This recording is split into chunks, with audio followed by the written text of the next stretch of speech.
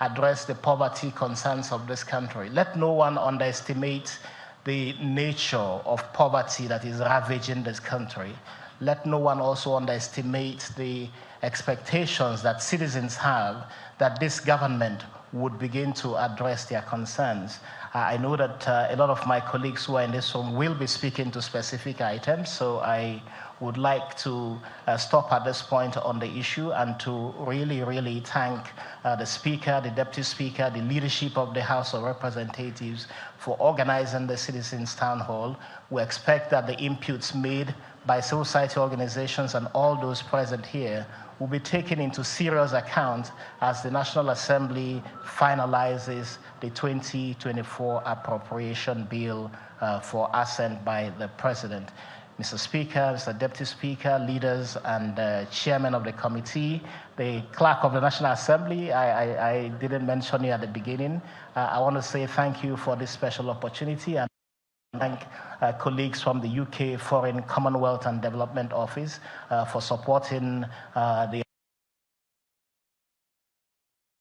Thank you so much. Thank you. I'd like to appreciate you, Wanko, the Executive Director, sponsor of the very Townhall meeting. And I'm also excited that in blazing the trail with the goodwill messages, you restricted yourselves to the allotted time of 5 minutes. That is exemplary. I'd like that we give him yet another round of applause. Thank you so very much. Let me then invite for their goodwill message of the Foreign, UK and Development. The representative here is Mr. Matthew Ayibako. As I invite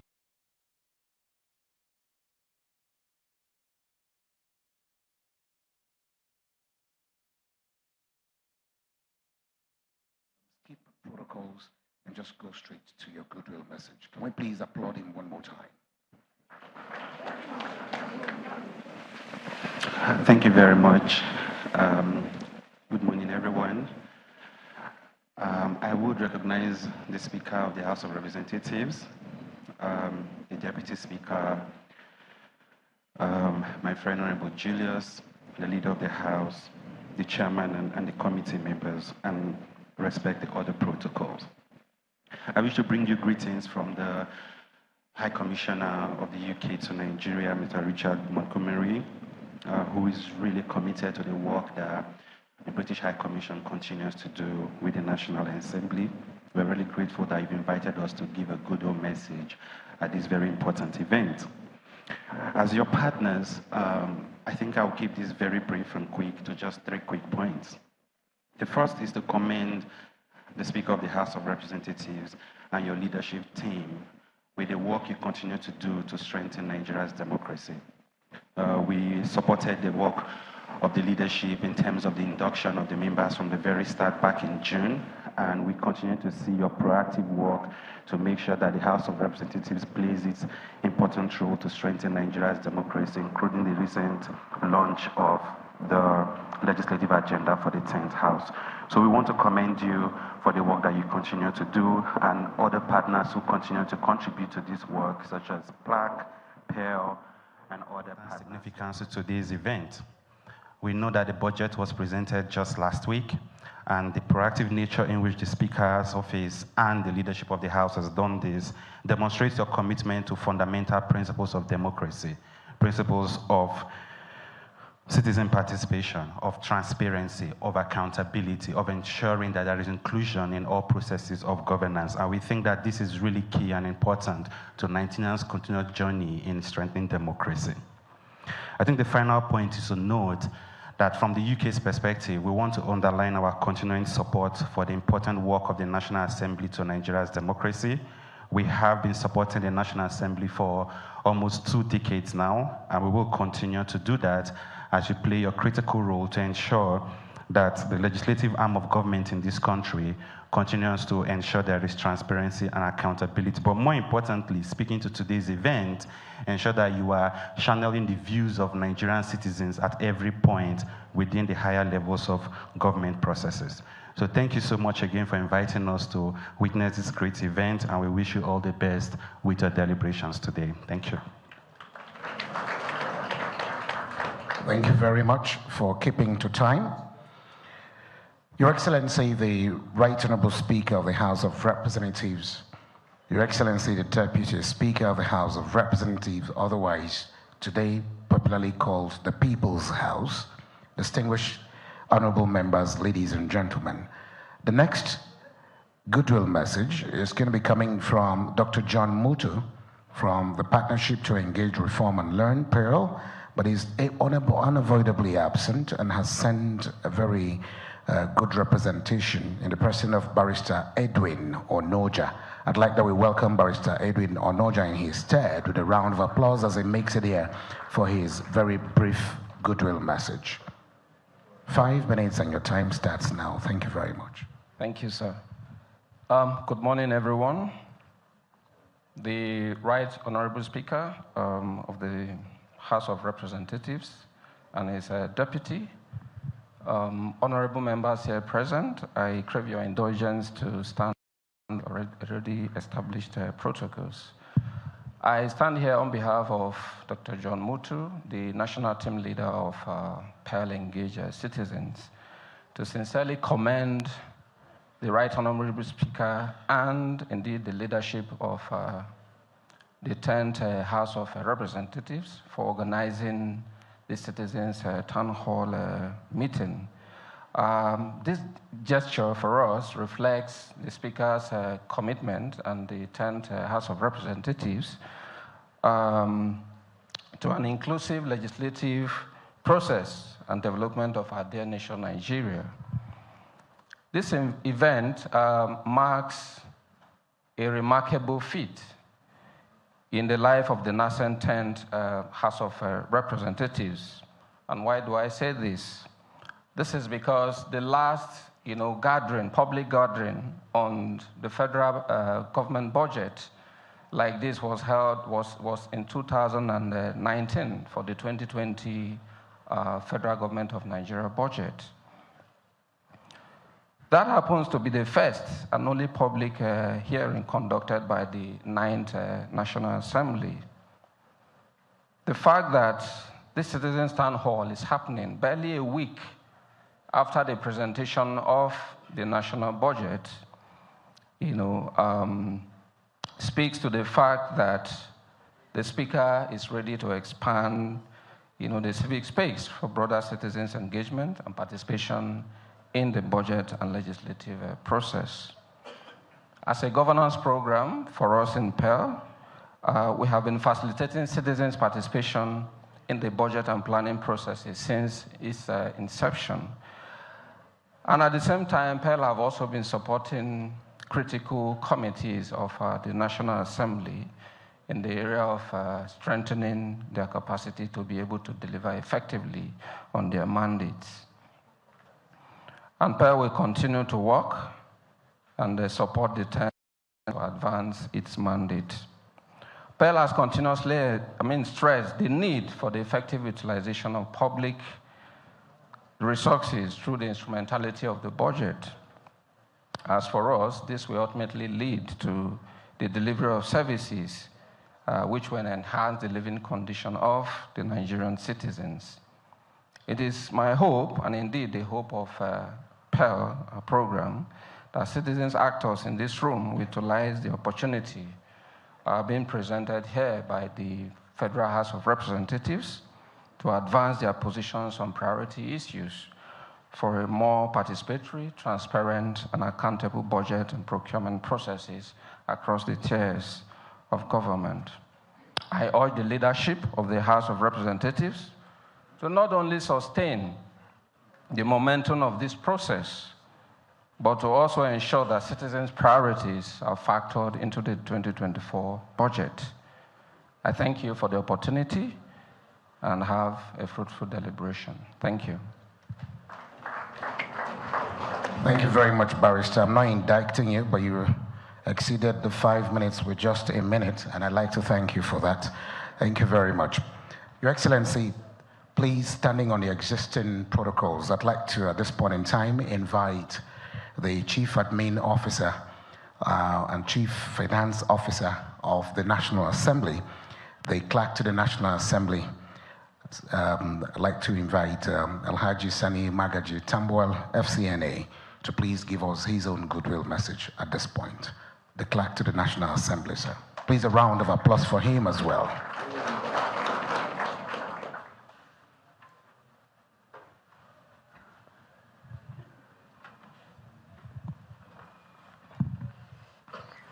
Bismillahirrahmanirrahim.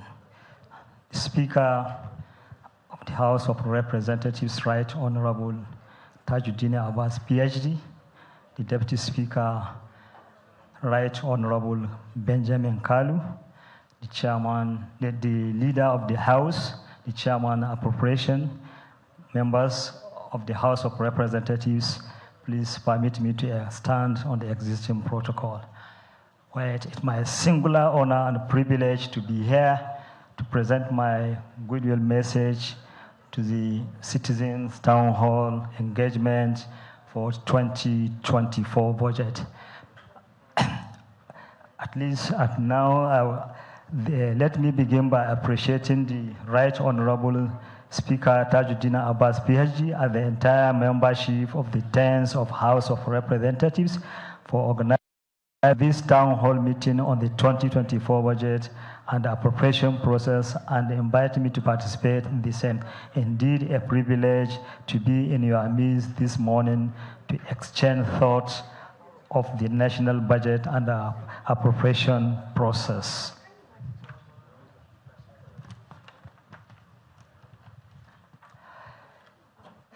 When critical stakeholders are not consulted before the national budget and appropriation process is concluded, it is inevitable that the government policies, programs, and projects will not be replicated. This is especially true given that the budget is a document of public policy, indeed for the general public. That is to say, the budget is owned by the people. Hence, the decision of the 10th House of Representatives to organize this town hall meeting is not only consistent with the democratic principle, but with the 6th agenda of the present House to ensure that the open and inclusive legislature. This town hall meeting is not only to ensure that the open and inclusive legislature. This town hall meeting is not only pivotal for the Nigerian emergent democracy, but also aim to strengthen the overall democratic structure by making the government process more transparent, participatory, and accountable. Thus, this town hall becomes the 10th House of Representatives' recognition of the importance of its relationship with the public and other critical stakeholders. Undoubtedly, this approach to the national budget and appropriation process will lead to a greater inclusivity, citizen participation, openness, and transparency. If followed through, it will also improve the budget performance and accountability. As I conclude my remarks, let me state that this town hall meeting is a thoughtful and productive initiative that will advance democratic representatives for its leadership to endeavor and the strategy and note that urge all the stakeholders, all the critical stakeholders involved in the budget process to take full advantage of this opportunity it presents. I wish we a fruitful deliberation and thank you for your attention. Thank you. CNA, thank you very much. And moving on very quickly with the goodwill messages, I'd like to yield the floor at this point to the former Deputy Governor of Osun State, former Chairman, Senate Committee on Appropriations, and immediate past National Secretary of the All Progressives Congress, Your Excellency Senator Iyola Omishore, PhD, for your goodwill message. Please, a warm round of applause for him as he comes to take his own 5 minutes as well.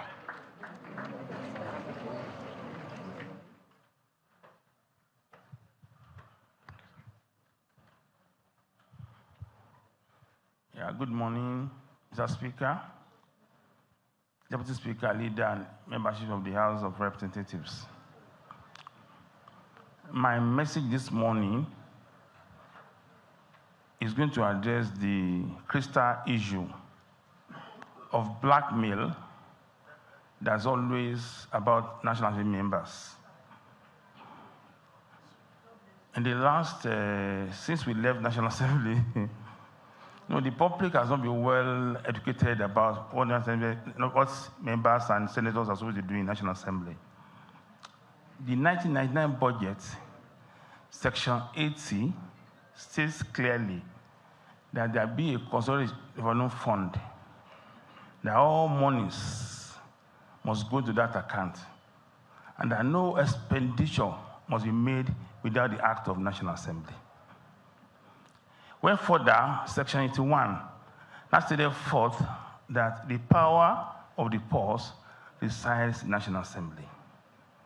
As far back as the 11th century, in the British Parliament and the British monarch, there were crises which they called Anglo-Saxon crisis, where the issue of budget provision became a crisis in the United Kingdom in the 11th to 14th century.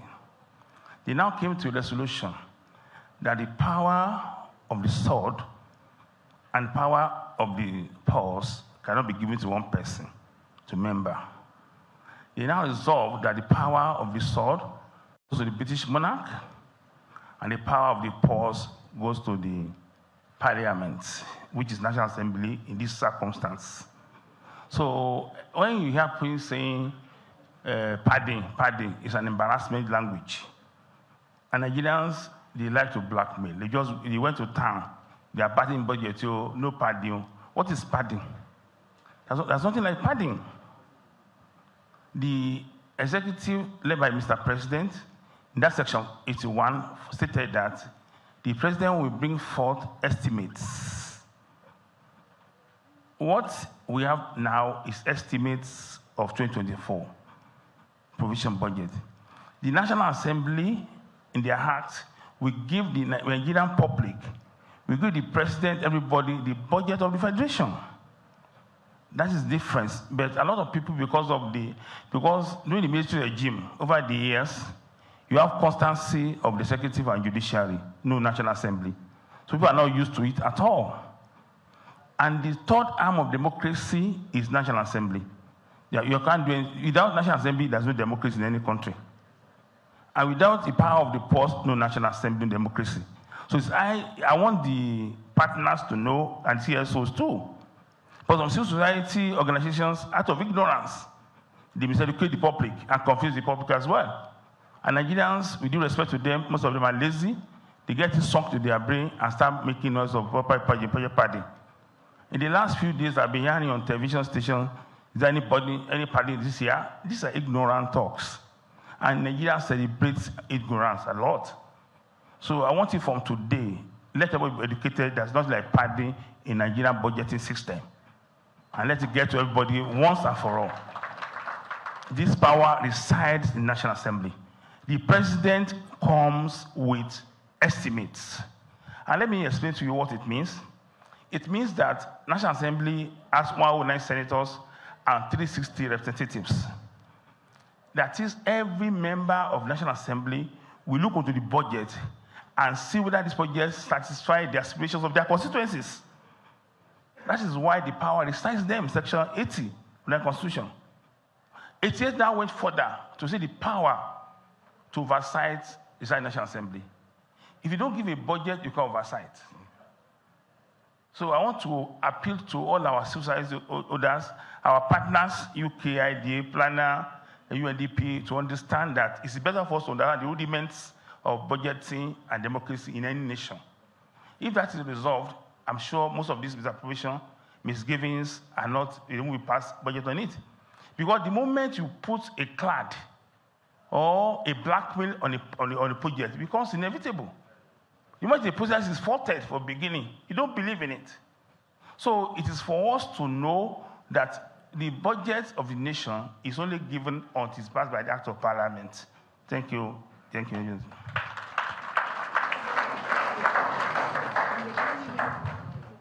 Thank you very, very much for that expose on that word that found itself into polity known as padding. And he has told us from experience, and from today onwards, would like to encourage Nigerians to desist from using the word padding, because the authority to appropriate resides, and the power resides with the National Assembly. Can we applaud him one more time? And I also believe, Your Excellency, that as against being the third in the three arms of government in a democracy, I think the National Assembly is number one, but then because we have the president and the vice as elected, we give them the opportunity to remain number one, and National Assembly remains number two, Judiciary is number three. That's my understanding. Please, a round of applause for His Excellency one more time. Thank you very much. Just as we move on, I'd like to crave an indulgence to please join me in welcoming for his remarks the Deputy Speaker of the House of Representatives, the Right Honorable Benjamin Okezie Kalu. Can we please join me in welcoming him to the podium for his remarks? Your Excellency, the Deputy Speaker, sir. Good morning, sir. Thank you.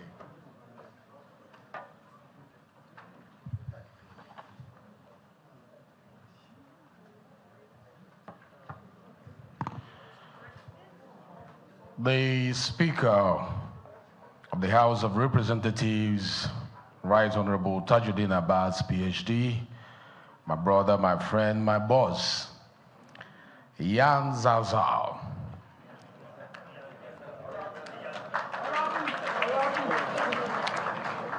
The principal officers of the House of Representatives, the chairman of the Appropriation Committee, my friend, I call him the great one, the deputy chairman of this great committee, my respected members of the Committee on Appropriation, members of the National Assembly here present, the clerk, the National Assembly, the clerk, House of Representatives, my friend and brother, the former deputy governor of Osun State, former chairman, Senate Committee on Appropriation, and immediate past National Secretary of APC, Senator Yola Omisore, our boss, the representatives of Director General, National Institute for Legislative and Democratic Studies, the President, Nigerian Bar Association represented here, heads of civil society organizations and non-governmental organization,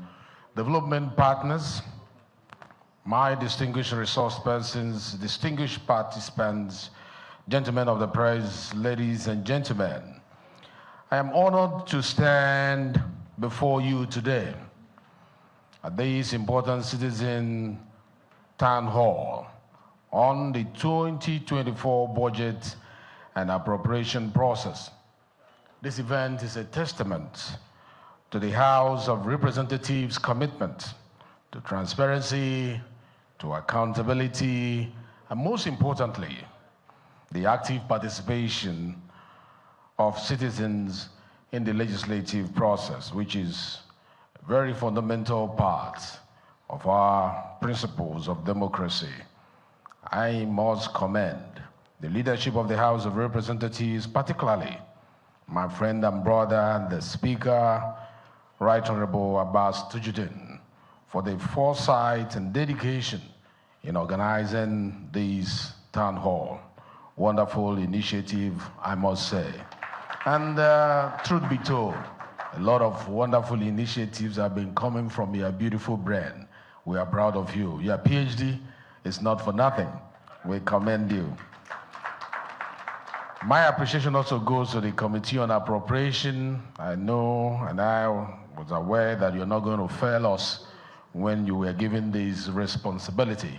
You have been very proactive in making sure that proper things were done at proper times. We are proud of you, and also your deputy.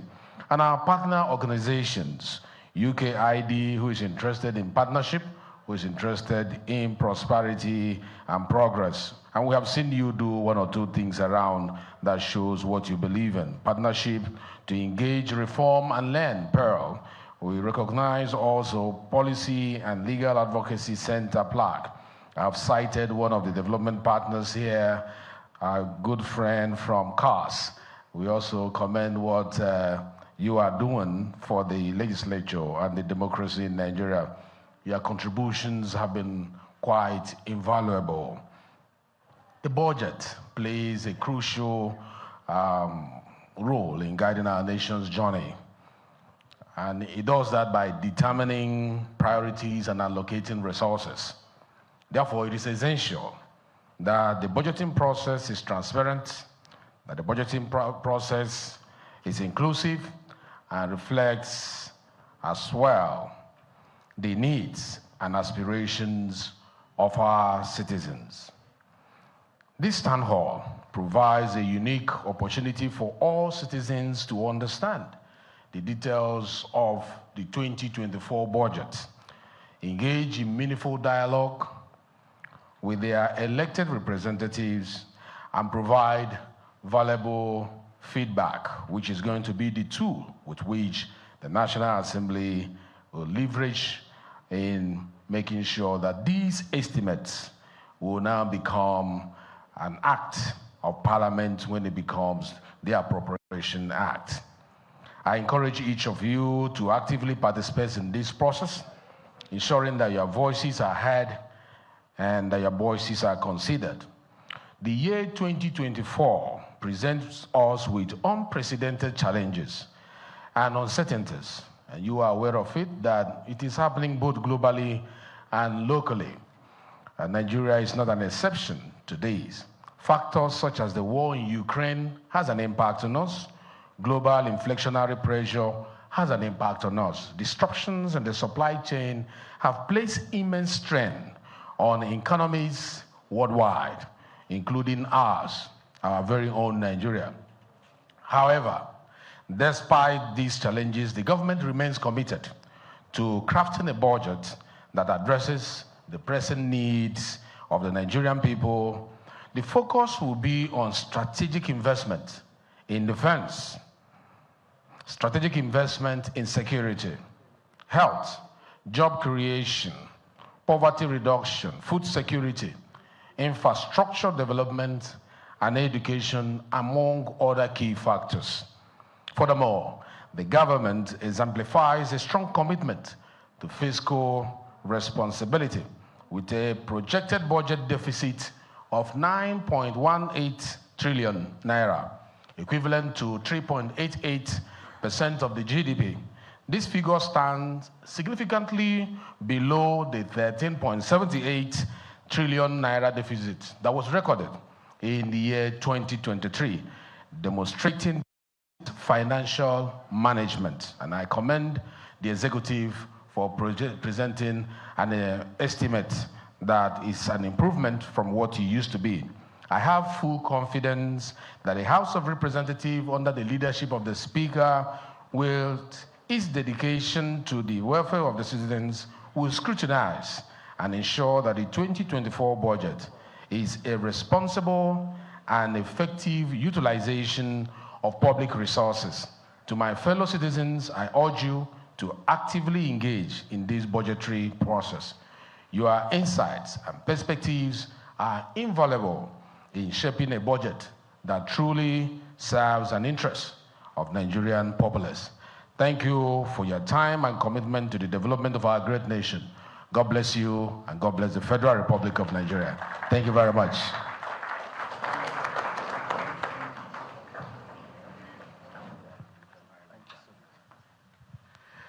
I'd like that we applaud the Deputy Speaker one more time. Your Excellency, Right Honorable Benjamin Okezie Kalu. And thank you very much for your very warm remarks and scoring the Speaker and indeed by extension the leadership of the People's House, the House of Representatives, very high, and in particular the Chairman of the Committee on Appropriations and his deputy, as well as the Programs Coordinating Unit, Office of the Speaker of the House of Representatives. We appreciate you, sir.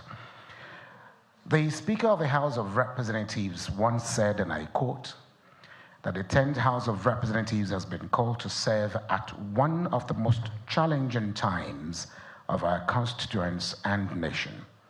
And given the above, the huge expectations citizens have of government, the House, otherwise and also known as the People's House, is committed to implementing the legislative agenda of the People's House, House of Representatives, to rebuild citizens' confidence and trust and deliver good governance for improved democracy in Nigeria, unquote.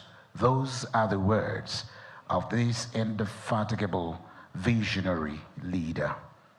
It is at this point that I consider it really very expedient and imperative to then invite the Speaker of the House of Representatives, Your Excellency, the Right Honorable Abbas Tajuddin, PhD, Ian Zauzo, to then please deliver your keynote address and formally move on to declaring these Citizens' Town Hall meeting formally open. Will you please join me in welcoming this illustrious Nigerian to his podium as he delivers his keynote address. Your Excellency, the Right Honorable Speaker, sir. That applause for him can come a bit louder than that.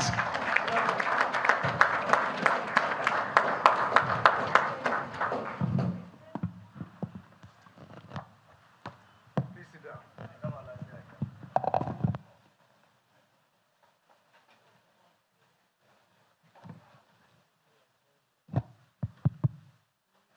The Deputy Speaker, my brother, my partner, my colleague, Right Honorable Benjamin Kalu, the House Leader, Honorable Professor Julius, the Minority Leader, Honorable Chinda, all other members of leadership, the Clerk to the National Assembly, Clerk to the House of Representatives, honorable members, development partners, former APC National Secretary, other invited guests, distinguished ladies and gentlemen.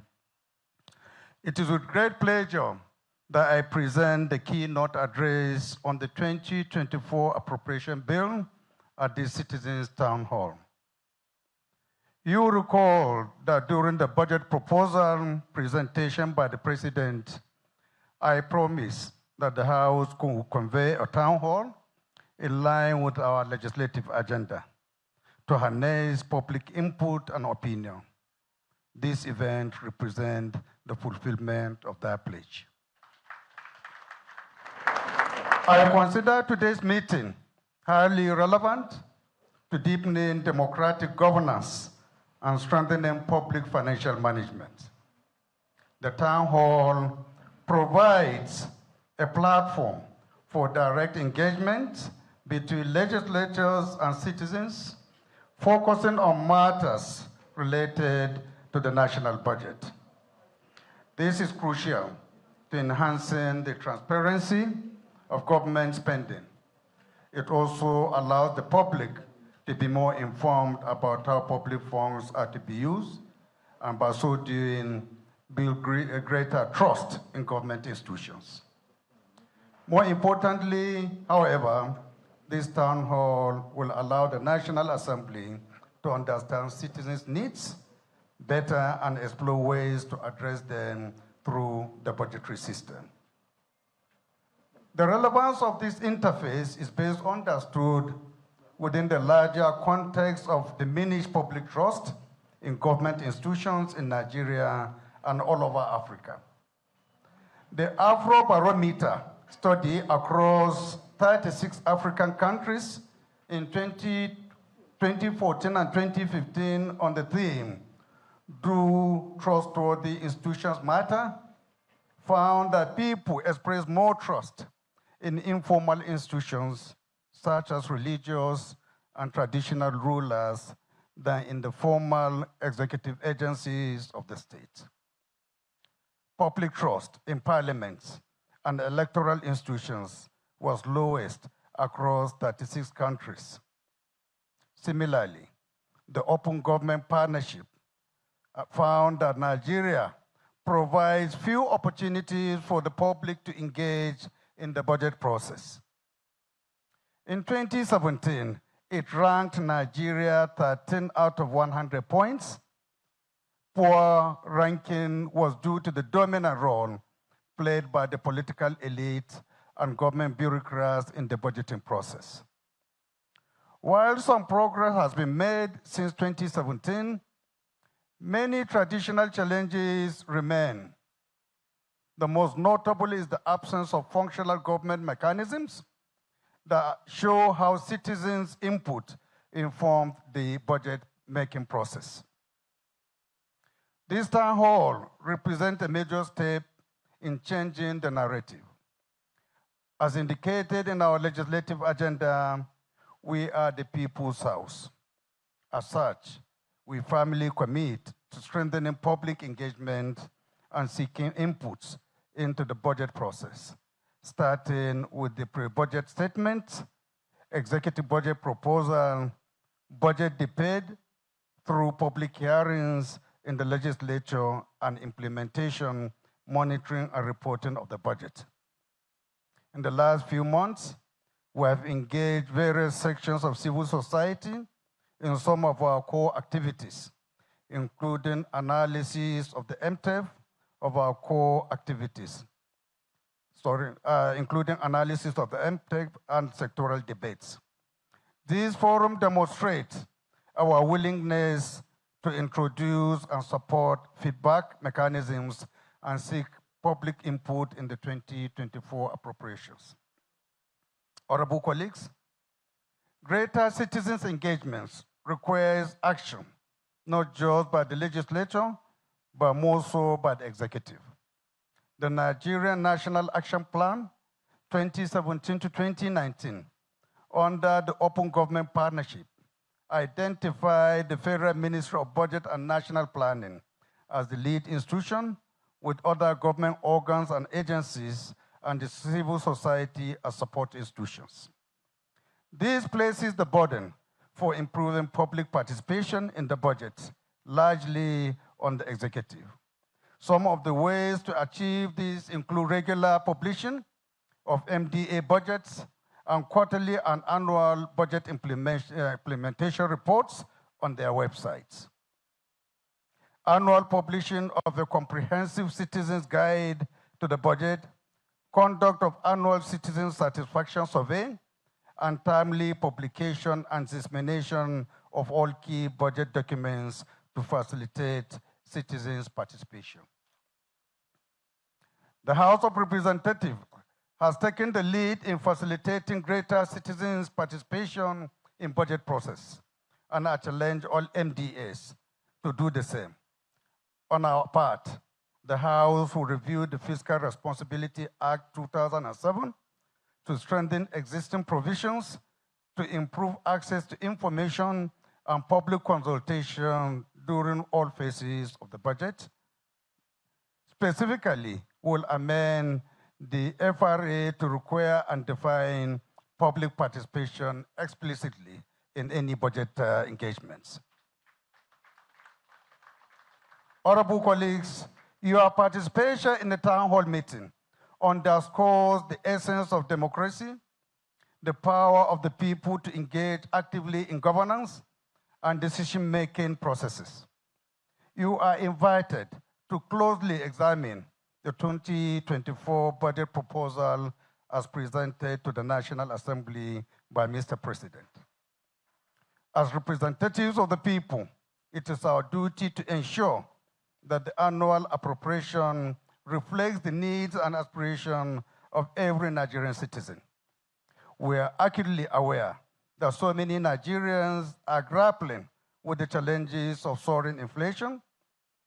In August 2023, the headline inflation rate increased to 25.8% relative to the July 2023 headline inflation rate, which was 24.08%.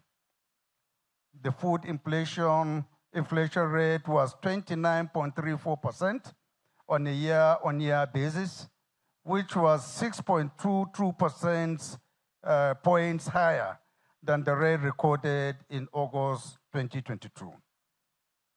Data from the National Bureau of Statistics also shows that transportation costs have soared due to the hike in the pump price of premium motor spirit.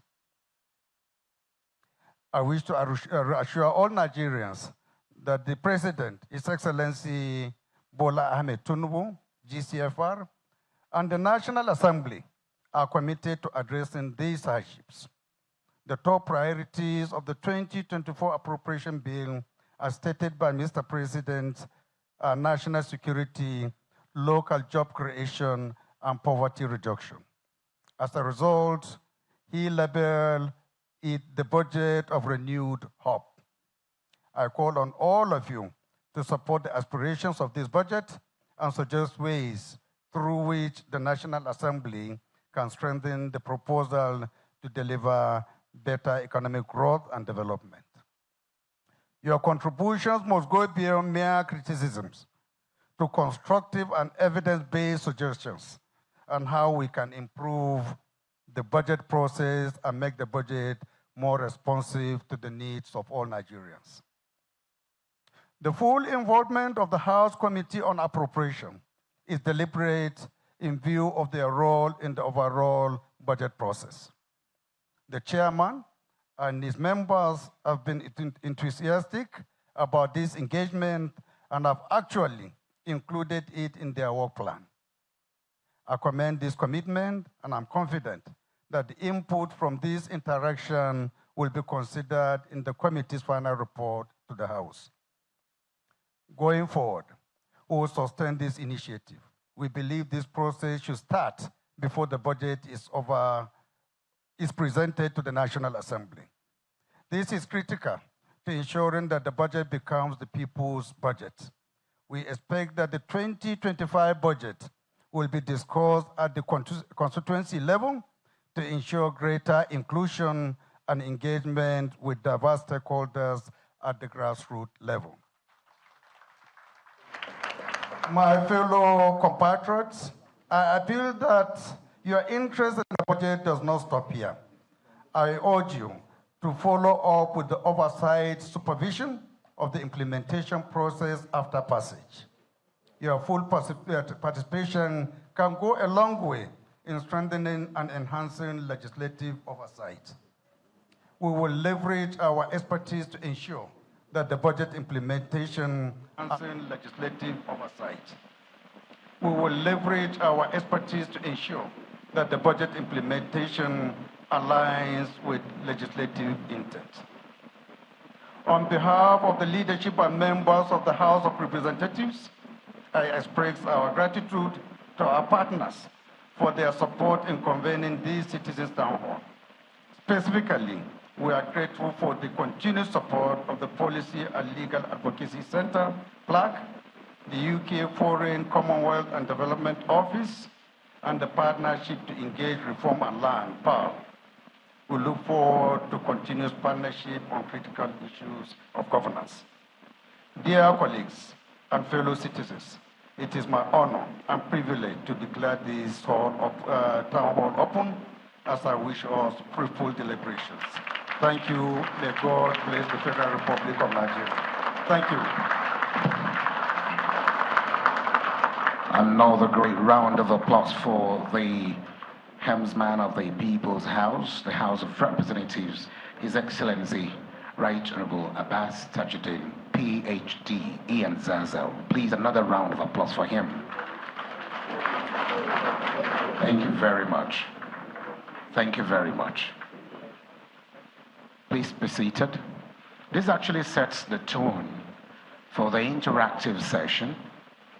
And just as I said, there are ground rules. For those of you who were not in the hall, when I made those announcements. First, the town hall meeting has been declared open, and I must also say that the various remarks we heard before this time were tone setting for this very engagement that we are in. And so please, the ground rules entails that we maintain just the 5 minutes that is allotted to every presenter, and no profane or abusive words should be used. And please, your opinion is not binding on anyone, neither would you also discountenance anyone's opinion, so that we'll have a seamless event.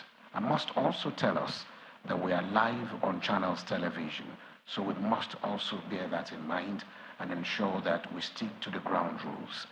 This is where we start. We have a certain list of distinguished personalities representing either civil society organizations or persons that are actually invited or were invited to come as citizens of Nigeria or in their capacities as leaders of certain groups. And that is where we're going to get the program started. 5 minutes is what is to be allotted, and for their presentation, because on a program we have tea break. Tea break won't be happening immediately, and the reasons are that by the time we go on tea break, we'll be losing quite a lot of time that we have on national television.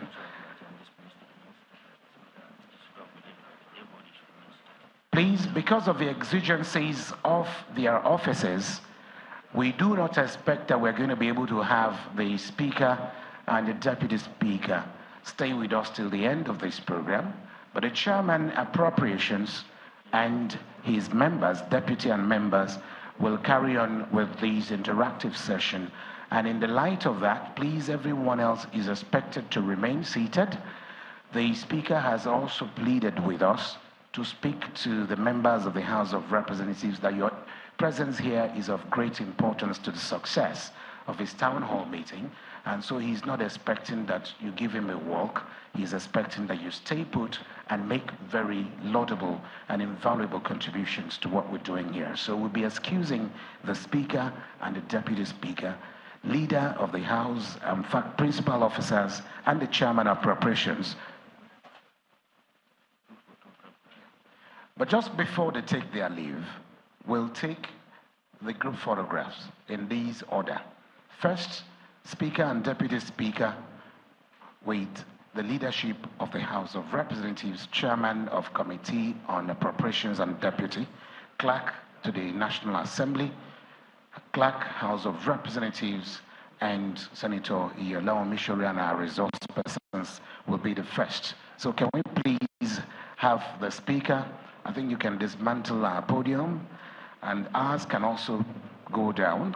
Can we have some hands to assist us, please, whilst we do this quickly, so we can bring them up here for the group photograph.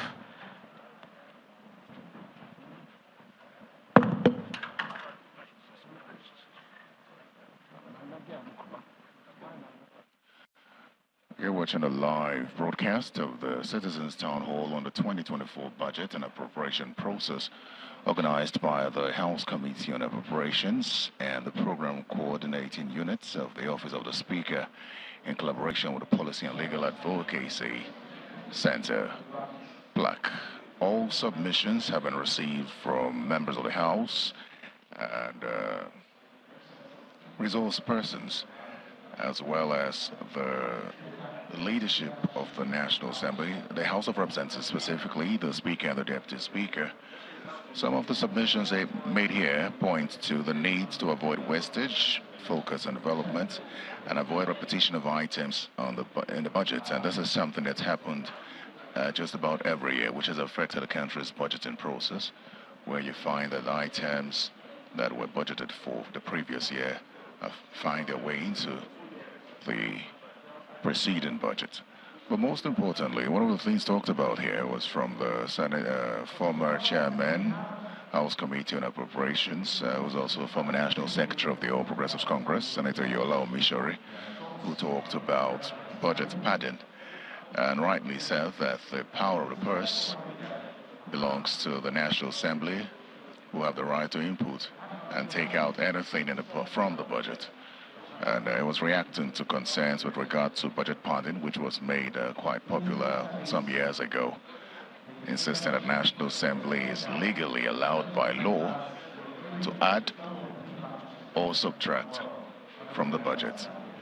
A technical session will follow shortly, where presentations are expected to proceed from members of the public, interactions with stakeholders as well, and we expect the House Committee on Appropriations to react to the submissions that will be made here. The Speaker talked about strengthening the Fiscal Responsibility Act, amending it to strengthen the Commission to source information and make it public, and also talked about ensuring that this process is made made compulsory going forward to get citizens' input, believing that public opinion on the budget is very important, and will go a long way to ensuring that the budget eventually passed by the National Assembly will be more people-oriented. And that's a little dicey, considering that the National Assembly, only one arm of the National Assembly, the House, is holding this engagement. Hopefully the Senate gets on board too, for the benefit of the people.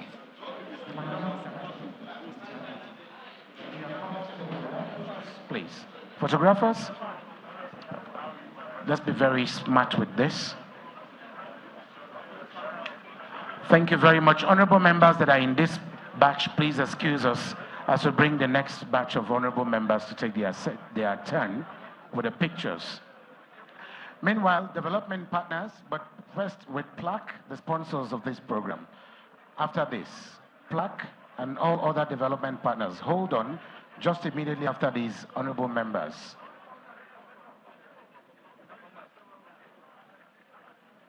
The next batch of honorable members. If you're in the first picture, there will be no need for you to be part of this, except the leadership. Please, 1 second. Second batch.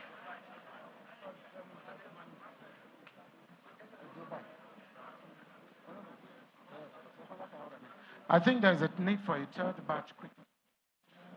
So while the group photograph continues, bring you up to speed with what's happening here today. The House of Representatives is holding a citizens' engagement for better citizens' input into the budget. It's a 27.5 trillion naira budget presented by the President just on Wednesday, and less than a week after the House is holding this engagement. Of concern during the entire engagement today, civil society organizations are expected to hammer on the need for the National Assembly to ensure that they properly scrutinize the recurrent expenditure of the federal government. This assembly had started an investigation into the nominal roles of ministries, departments, and agencies, hoping to cut down the recurrent expenditure of the federal government.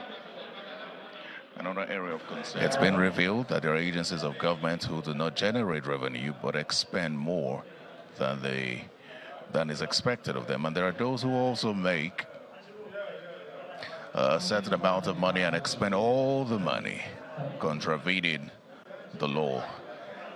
And the National Assembly is also looking into the TSA, questioning whether or not it is fulfilling its intent. So all that put together would give the National Assembly a lot of work to do in preparing the 2024 budgets. We also heard Dr. Clement Wankwo, the Executive Director of the Policy and Legal Advocacy Center, talk about the lateness of the budgets, which by law, by the Fiscal Responsibility Act, mandates that the President present the budget at least 3 months before the end of the fiscal year.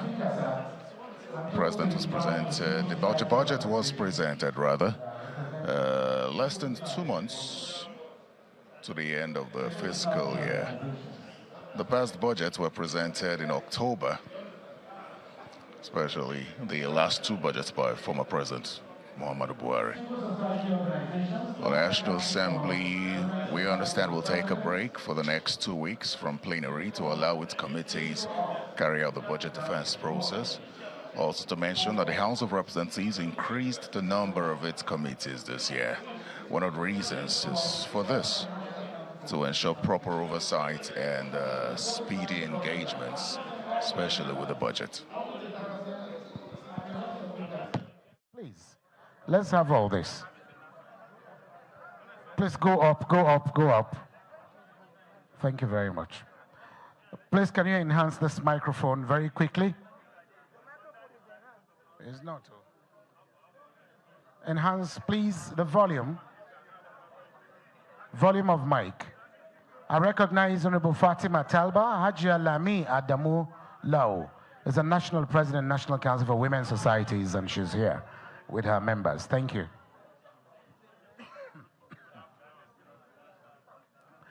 Thank you very much. Thank you. Please, you may take your seats. You may take your seats, please. Thank you. Please.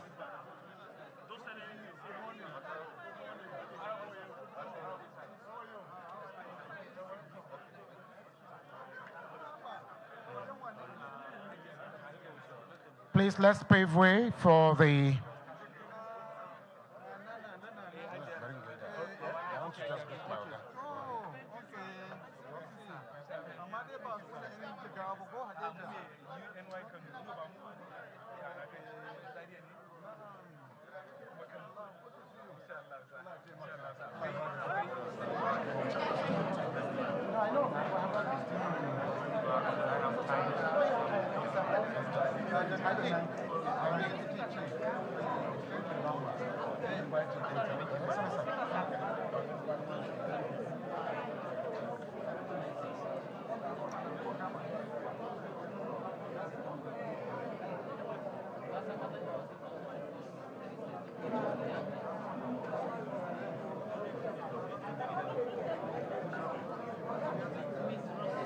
Please, we need to pave way for the Speaker to take his leave and the Deputy Speaker.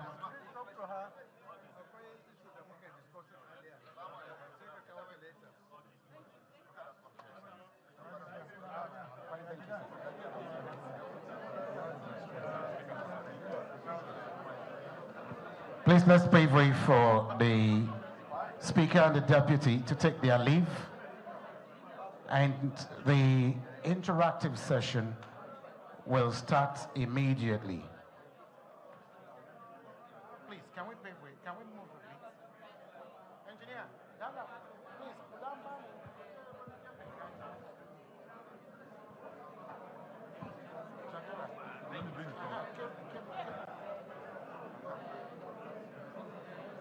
Center here.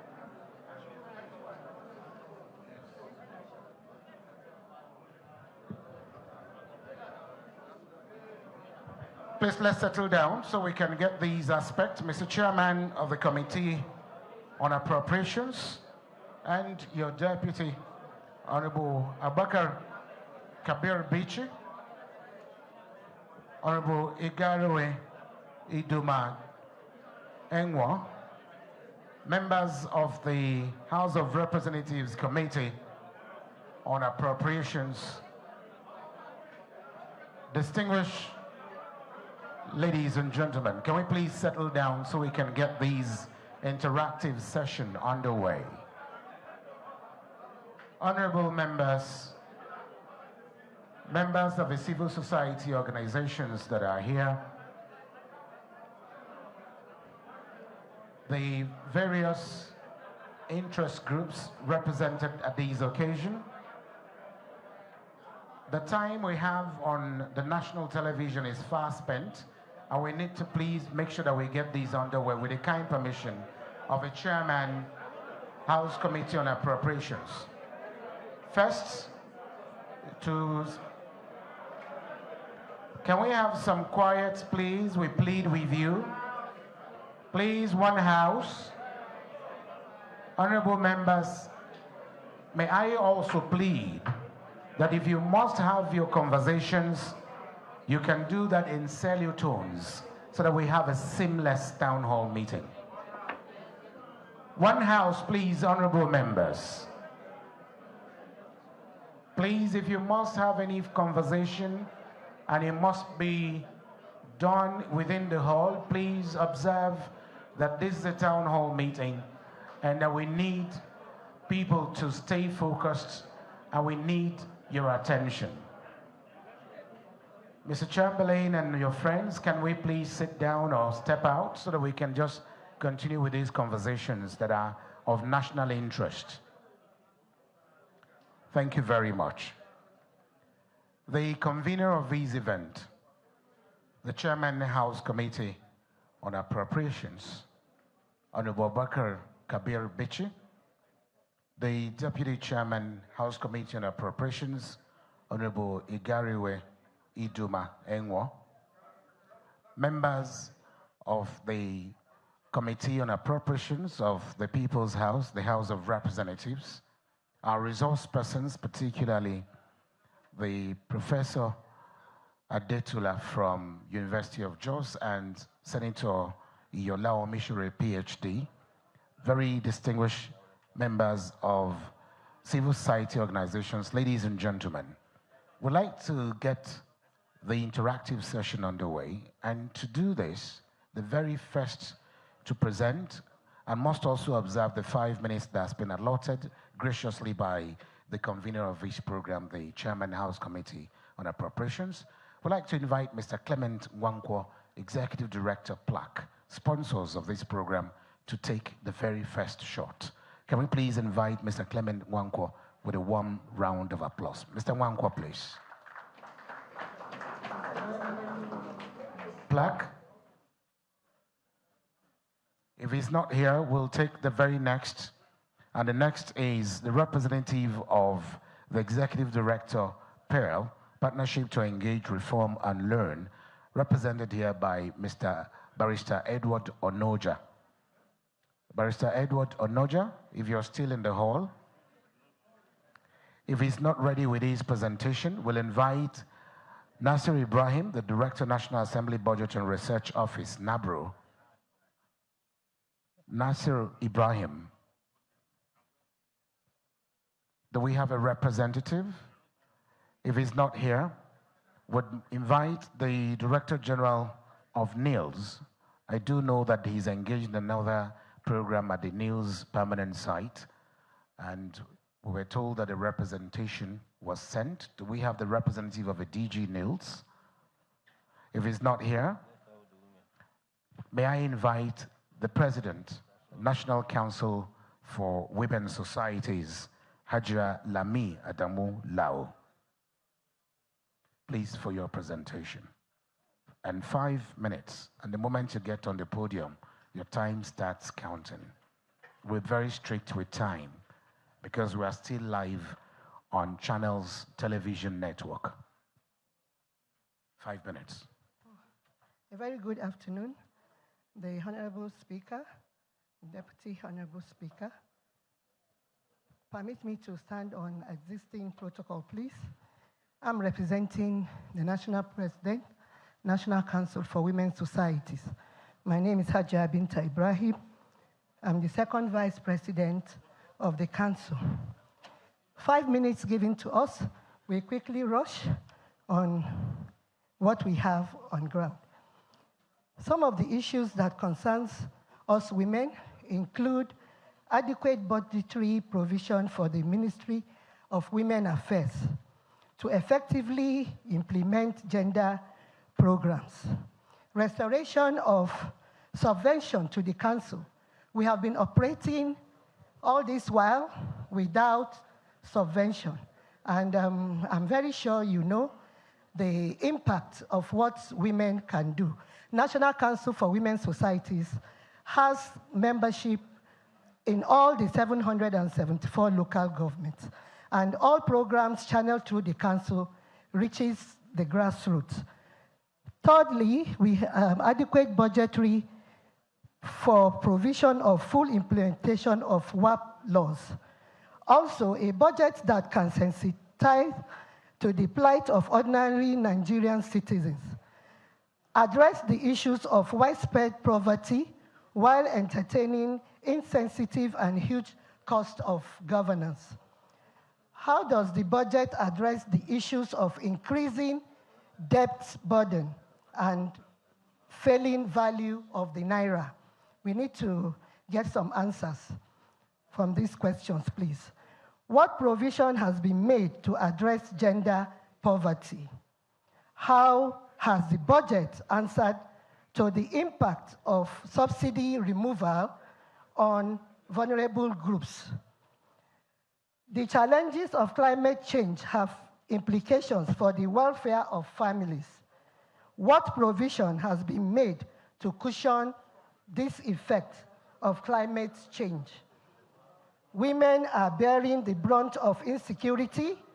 There is a need to interrogate the budget for national security. How adequate is it for the protection of Nigerian citizens? Thank you very much. I think I've exhausted my 5 minutes, and we expect a favorable answer on this. Thank you very much.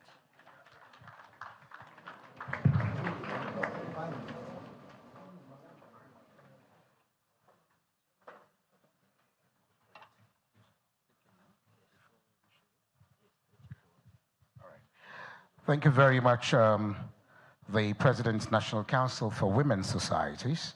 But let me also mention that the Right Honorable Speaker has just asked the Minority Leader of the House of Representatives, the People's House, Honorable Kingsley Chinda, to sit here and participate and, of course, listen to the presentations and deliberations. And he's going to be sitting here as representing the Speaker and the leadership of the House of Representatives. Can we please applaud him one more time?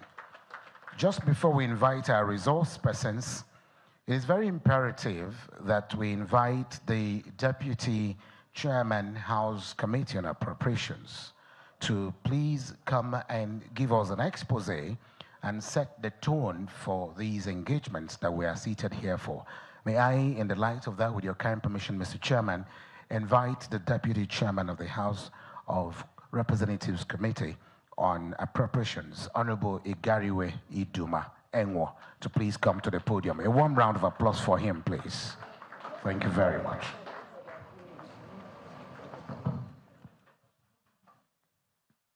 Thank you. Mr. Chairman, and our Speaker here represented by the Minority Leader, let me, for want of time, observe every other protocol. I think this aspect of the program is important so that before people start asking questions, they can get a better picture of what the 2024 budget is all about. So we have here trying to have an overview of the appropriation bill. But in having this overview, we need to have an insight into what the 2023 budget was all about so that we can make a comparative analysis between what happened in 2023 and what we have now. Let us see if there are areas where the 2024 budget is an improvement on the 2023 budget. Then we'll look at some sectoral allocations of the 2024 budget, and I think that will give us a better understanding so that when people are asking questions, they'll have a better information of what we are talking about. First, let us look at the 2024 budget. As we all know, Mr. President, in compliance with Section 81 of our Constitution, the 1999 Constitution, presented the budget on the 29th of November. As we all know, what Mr. President did, like we have been told, was presentation of estimates, which is now left for the Parliament, as is expected by our Constitution, to take a critical look at. Now, the last budget we had, which was the 2023 budget, was presented by our last president on the 7th of October 2022 and signed into law on January 3rd, 2023. So let me invite us to take a look at key highlights of the 2023 budget and the 2024 appropriations so that we can have them, the two documents, in comparative perspective. Like we have been told, the 2023 appropriation bill has presented an estimate of 20.51 trillion. No, the 2023, 20.51 trillion. While what we are considering now, the 2024 appropriation bill, is making a presentation of 27.5 trillion. This is a difference of 6.99 trillion, almost 7 trillion, which is, in percentage, 34% increase in allocation. So we have a 2024 budget projection of 27 trillion. Now, the projected revenue, which is also in trillion, in 2023, we had 9.73 trillion. In 2024, this has risen to 18.32 trillion, which is a substantial increase of about almost 8.6 trillion, which is, in percentage terms, 88.3%. So you can see that the federal government is being a bit bullish in its projected revenue. Statutory transfers. In 2023, we had statutory transfers of 744.11 billion naira. In the 2024 appropriation bill, we have 1.3 trillion naira. So this makes a difference of about 555.8 billion, which is an increase of 74.69%. So you can see virtually all the underlying issues are increasing. Debt servicing, in 2023, we had 6.3 trillion. In 2024, we have debt servicing of 8.49 trillion, which is a difference of 2.19 trillion. In percentage terms, an increase of 34.76%. Recurrent expenditure is 8.27 trillion, or was 8.727 trillion in 2023. In 2024, it is 9.92 trillion, which is a difference of 1.65 trillion, or 19.95% increase. Capital expenditure is was 4.9 trillion in 2023. It is 8.7 trillion in the 2024 appropriation bill, which is a difference of 3.8 trillion, or 77.55%. The same with deficit, which was 10.79 trillion in 2023, 9.18 trillion in 2024, a difference of 1.6 trillion, and minus 14.84%. Now let us look at the underlying assumptions, and there we talk about the exchange rate, which in 2023 was $435.57 or naira to a dollar, 435.57 naira to a dollar. That was what the exchange rate was estimated in the 2023 budget. But in the 2024 budget, it has risen to 750 naira to a dollar, which is a difference of 314.43 naira to a dollar, and then 72.19% increase. The oil benchmark was projected at $70 in 2023. In this year's appropriation bill, it is projected at 77.96 per barrel, which is about 1.4% increase. Finally, in the underlying assumptions, we have oil daily production of 1.69 million barrels in 2023. In this year's appropriation bill, it is 1.78 million barrels per day, And then this is an increase of about 5.32%.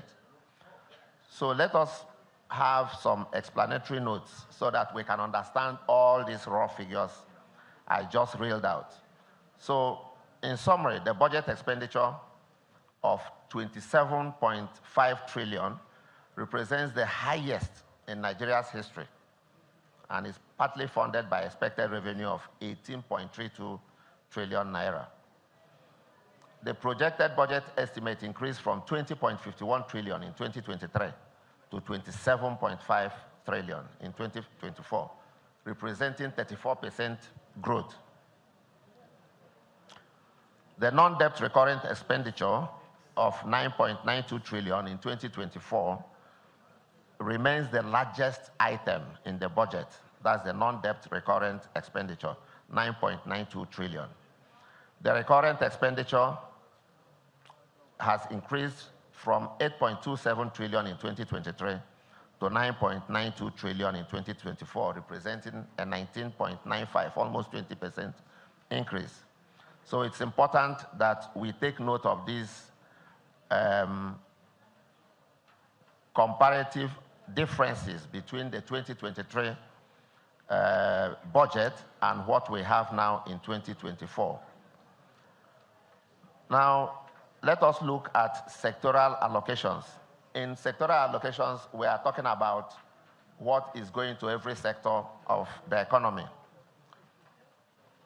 or of the national budget.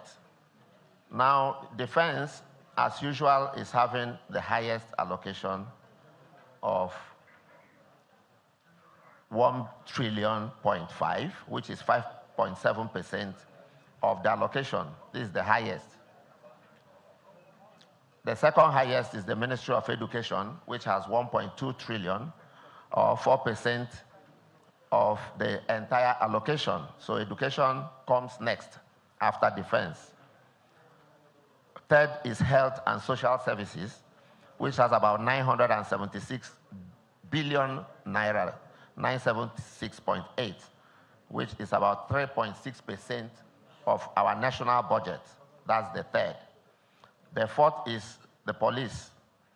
Apparently, because of ongoing security issues, we have 938.7 billion naira, which is 3.4% of the entire allocation. We have agriculture. I'm just going to mention the very key sectors. I'll leave the rest. Ministry of Agriculture and Food Security is the 8th in ranking, which has about 332 billion, about 1.2% of the total national budget. Ministry of Power has 86.01 billion, which is about 0.31%, which is 11th in ranking. So let us look at what we may call major innovations in the 2024 budget. We have looked at the 2023. Now we have compared it with the 2024. So what are the things that stand out? One of those things that stand out is this increase from 9.73 trillion in 2023 to 18.32 trillion in 2024 in terms of projected revenue. This represents 88% increase. Now, let us also look at the statutory transfers. This has also increased from 744.11 billion in 2003 to 1.3 trillion in 2024. This also represents almost 75% growth. Then capital expenditure has increased from 4.9 trillion in 2023 to 8.7 trillion in 2024, representing 77.55%. So we see an increase, which we know is always of interest to people, what is allocated to capital expenditure. So we see an increase of 77.55% in what is allocated to capital expenditure. So, ladies and gentlemen, these are the this is an overview of the appropriation bill of 2024 as it compares with the budget of 2023. The process is open for stakeholders to make their inputs, and that is why I think we are here. Thank you very much.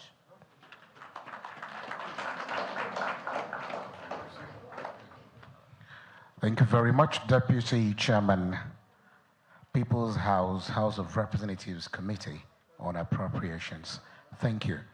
I'd like to just warmly recognize the presence of Prince Ademola Adegoroye, the immediate past Minister of State, Federal Ministry of Transportation. We'd like to welcome you. Please, a warm round of applause for him. Moving on very quickly.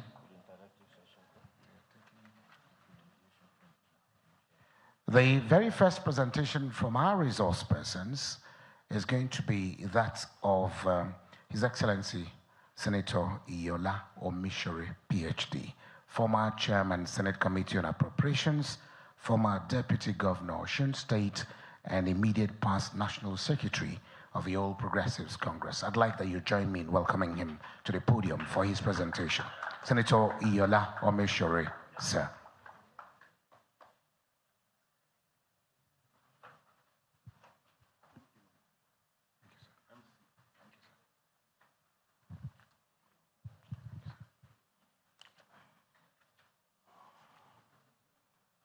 The minority leader, and members of the Opposition Committee, and members of the National Assembly. Back to the business of the day. When you say town hall meeting in budget discussions, I had the deputy chairman of the committee highlighted the budget headings and budget interest groups. But when you come to town hall meetings, they don't understand any budget language. You are talking to the public who doesn't know anything like statutory transfer. What does he know about it? It's not their business. Anything good to agriculture, that's our meeting. They just listen and listen and listen. You can hear, luckily you had the National Women's Society talking about the subversion to NCWS. That's the kind of thing you are in this kind of town hall engagement. One, what is important to everybody, like he said, is 2023 budget. What is the performance? The ceiling for 2023 was 20.3 trillion. The funding, initial funding was 11.045 trillion, while the adjustment funding, that is funding of this additional 19 billion. So to the public, the impression is that how much money are you borrowing to fund any year's budget? Is it local borrowing or international borrowing or stock loan borrowing? When you borrow large sum of money from locally, inflation will rise definitely. But when you borrow large chunk of funding from international borrowers or friendly multilateral agencies or forward purchase of your LNG or crude oil, basically you are pushing the inflation out, whereby making Nigeria a comfortable country. So this year's budget, our budget size is 27.5 trillion. Our non-debt recorded expenditure is 9.92 trillion. Debt service, 8.25 trillion. Capital expenditure, like you said, is times 2, 8.7 trillion. Capital expenditure is what you see. That's where you have roads, water, education. Those are people that they see. That is why we struggle in the past 20 years to ensure that capital expenditure and any year's budget is sizable. So we don't consume all we have. That was what led to a monetization scheme started about 20 years ago. Those days when you have a director in the Ministry of Works or Ministry of Housing, you maintain a house in Ikoyi, in Lagos, maintain another one in Abuja, another one in Port Harcourt. This is level 17 officer whose salary is just 40,000 naira. If you live in a house worth 2 billion in Ikoyi, 1 billion in Abuja, you now spend 3-4 billion on him alone. End of the day, Nigeria will be bleeding. And you will blame me, the politicians as usual, or the National Assembly people, that they want padding, that they want do this, that they want doing this. Let us just be frank to ourselves that this budget process is for all of us. Some years ago, in 2010, we started this inclusive national budgeting index, where we went around the zones of this country, which I will tell Bichi to do something of that nature, that this budget belongs to all of you. We train you the lines of the budget. Look at the line. A road from Kano to Bichi, or from Ife to Ibadan. Everybody will see the line. That road is being given to AJ Construction. You will see it yourself. Then, if you are working on site, you will see. Everybody that's passing on the road will see. That makes oversight function of National Assembly member easier. And that's Nigerian Constitution presupposes that that constituency has a member of House of Rep who they can report to. Nobody can reach the minister or the president on the streets. It's not possible. That is why the power of boss goes to the National Assembly. I'm still going back to what I've said earlier on. Because, like I said, in the 11th century, that the British Parliament were fighting with the monarch. The power was sword, a power of sword. That means the people will die. They gave power of sword to the British monarch and gave power of budget to the British Parliament, which is opposite to what you have in the American system, what you are practicing today. So today now, our budgets of this 2024 are shifted upward a bit from the past last year, where our president now is desired to improve the quality of life for Nigerians. He has ensured that bulk of the money to be spent will be deployed to increase Nigerian infrastructure. But why do you save money when you have infrastructure, no road, no light, and you say you are keeping money, you are saving money? What money are you saving? That is why the infrastructure is now going to 8.7 trillion. That's about 100% from the last one. Then our debt servicing, our funding of the budget has now moved away from local borrowings to soft multilateral borrowings. These multilateral borrowings go to maybe 1% moratorium, 40 years payment period.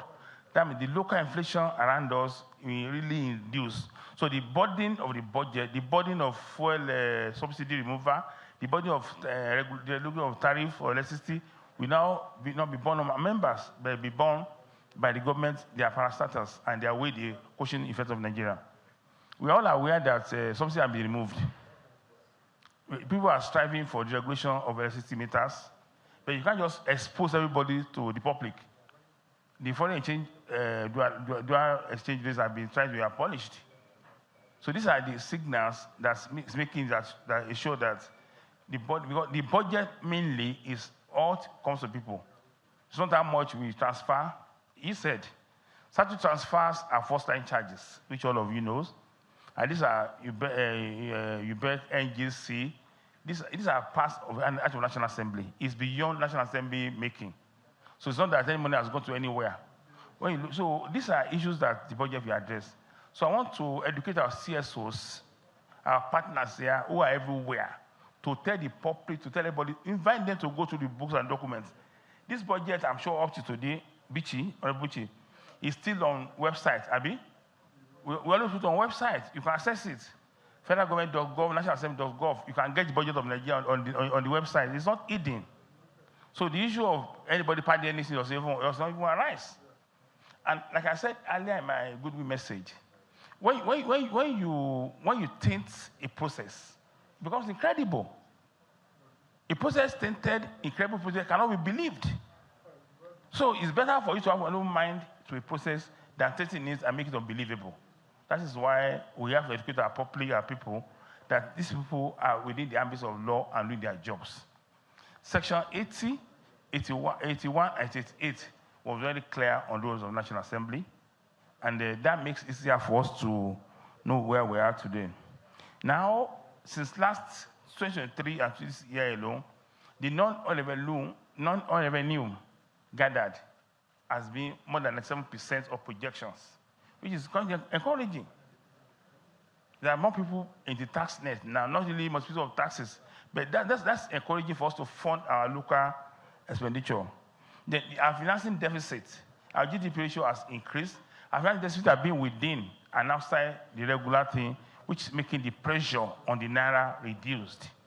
So I want to invite the people of the country, the CSOs, particularly partners of this progress, to let the public appreciate the work of our people, what is happening, how you can assess the budget. It's not a secret document, I always say. I've been saying for the past 20 years. Budget is not a secret document, it's for all of you to see. It's not started in secrecy. It's a transparent document everybody can see. You can go and learn to read it by yourself. There's no monitor like people monitoring in your village. If there's a solar power project in Kavanchan or at Ileluji, members are aware that this is going on. They will report to member House of Rep or Senator that, look, these are beginning to a contractor, he has not been coming to site. That is not, there's no, so in that alone, the member will now report to the ministry that your contractor has not worked on site. If that comes, transparency of budget process is a continuous and coagulating matter. It's not for only one person. All of us must be involved in it. The NBA president, he left earlier. I would have let them know, even the law was very clear on these powers and separation of these powers.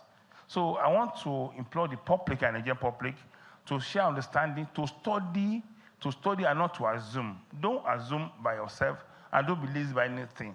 Go to document, find out facts and figures about what happened in the budget, and ensure that these things are transparent and be made to the public. But what concerns us mainly to the public is not, even transfer to education, to agriculture, to defense. We're all aware of insecurity in this country. It's a major issue. We have been funding security. But what concerns us now is what is on the table, how much you are paying for diesel, how much on the table, how much you are paying for transport, how much is a bag of rice. And these are issues that have been addressed in this budget content. So it's for you to ask questions. We now explain to you where and with the bomb. A pain of years cannot be taken away in one day. That's a gradual pain and relief for our people.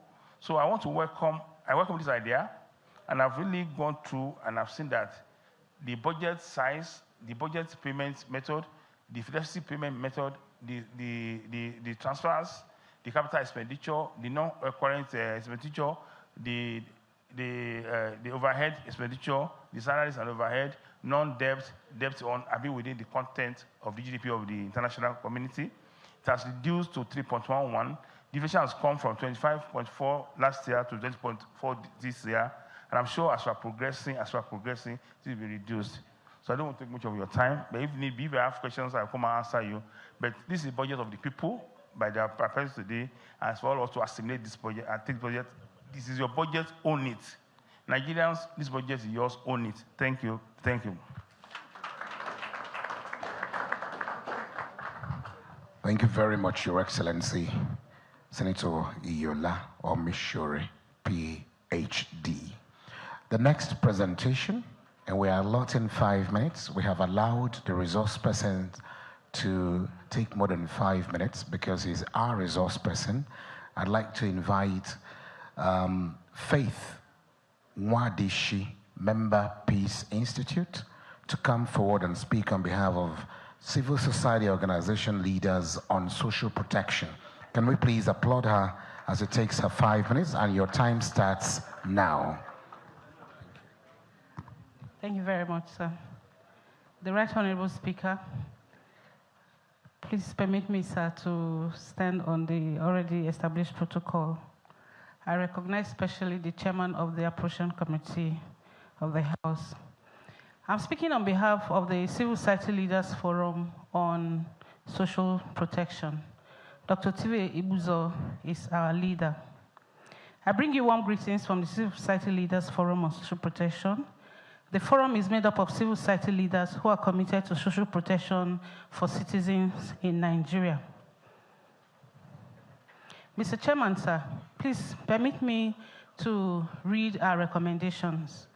We have looked at especially the health and education sector because we believe that this is a sector that aligns very critically with the improvement of the status of Nigerians. We noted, sir, that increasingly we have failed to meet the UNESCO benchmark for education. The UNESCO benchmark makes provision for 15 to 20% of public expenditure for education, but we have never been able to meet that. The highest we have had was in 2015, when we had about 10.1%. The same thing applies for the health sector. Now, when you look at the volume, the figure itself, is as if the figure is increasing. But when you look at it from the percentage point of view, the percentage is reducing when you compare to the overall volume of what we are spending. The same applies for the health sector. The African Head of States made a provision for 15% for public expenditure for health, but we have never been able to meet that. The nearest we got was last year, when we had about 5.35%. We need to critically look at this. We have recommendations. The paper we've produced, we have what we call the 10-point agenda, 5 for each of the sectors, but specifically the following recommendation on budget realism. The parameters for fiscal assumptions are unrealistic and do not speak to the current realities. We hope that the committee will look at that very critically. Total federation revenue is projected to increase to 26.62 trillion. This, in our view, may be an ambitious figure to reach. We are aware of the anticipated savings from subsidy removal and the ongoing tax reform.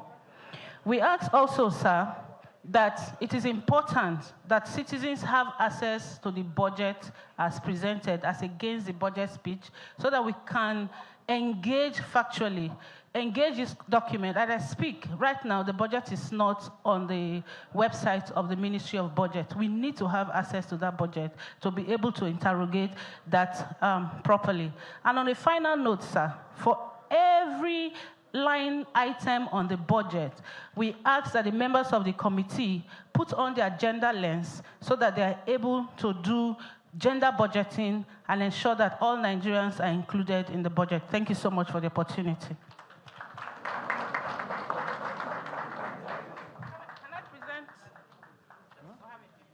You can present that to the chairman of the committee of the House of Representatives on appropriations.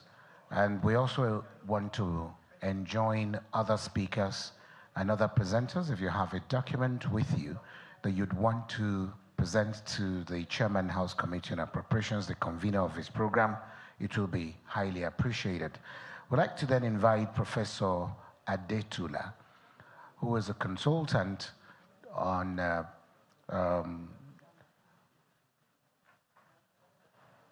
capacity building to the House of Representatives and from the University of Jos to please take his shot at these very important engagement that we're in here for. There's a warm round of applause for Professor Adetula. Meanwhile, Honorable Miriam Monoha, we welcome you. I have singled out the women because they have a special place in our hearts, just as I also recognized Honorable Lamy earlier on. Thank you. Thank you. Good morning once again to the leadership of the House. I never knew I was going to make any speech. I thought I was to take some notes that will help the preparation of the program document.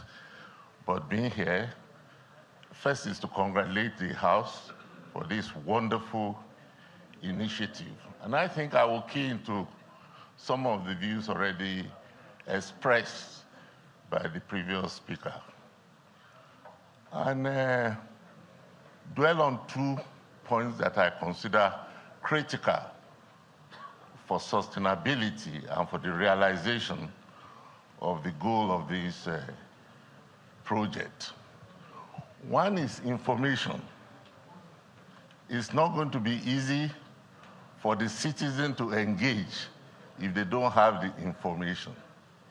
So I think it will be very appropriate to make the information available, easily available. And the second that relates to that is accessibility. Like His Excellency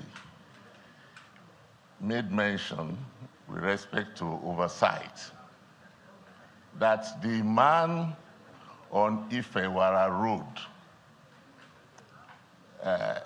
can aid the process of oversight with respect to the hypothetical construction going on, if only he or she can assess the representative.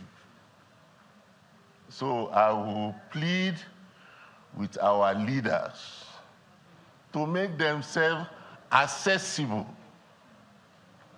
and to organize some of this interaction in a way that the citizens are encouraged to be visible.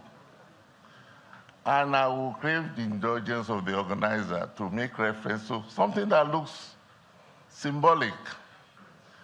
The citizens have been invited to be here, or let's say the representative of the citizen. I think we need the programs and the speeches more than the honorable members. I will want our ushers to take note of this when they share the speeches, so that we, the citizens, can get to see the viewpoints of our leaders, and on the basis of that, ask questions. And it is when we ask questions and answers are provided that will correct misinformation, misperception, and the whole issue about blackmailing our leaders will be reduced. This is my immediate response. Thank you.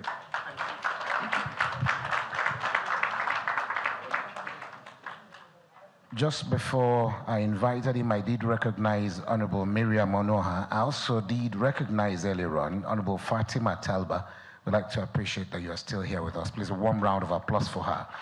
And Mr. Chairman, sir, with your kind permission to set the record straight, Professor Adetula, for your information, the honorable members are here because this is their project. And you'll observe that none of them has been given opportunity to speak except the deputy chairman who came up here to give us an overview of the 2024 budget, you know, in comparison to the 2023 budget. None of them is speaking. You see them taking notes painstakingly because they are members of the House of Representatives and by extension, members of the Committee on Appropriations. That's all the honorable members are doing. If I've spoken your mind, please, can I have a round of applause? Thank you so very much.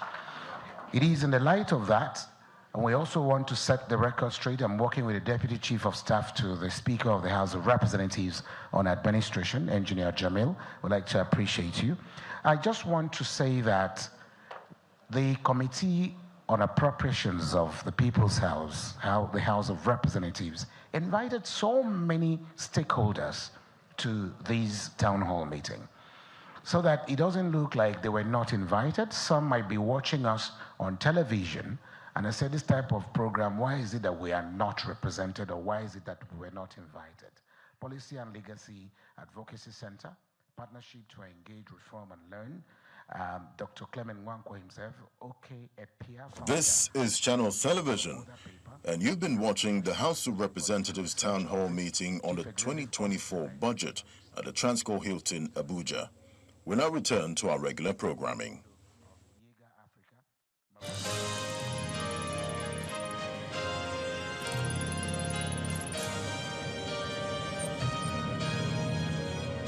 You've been watching a live Channels Television event.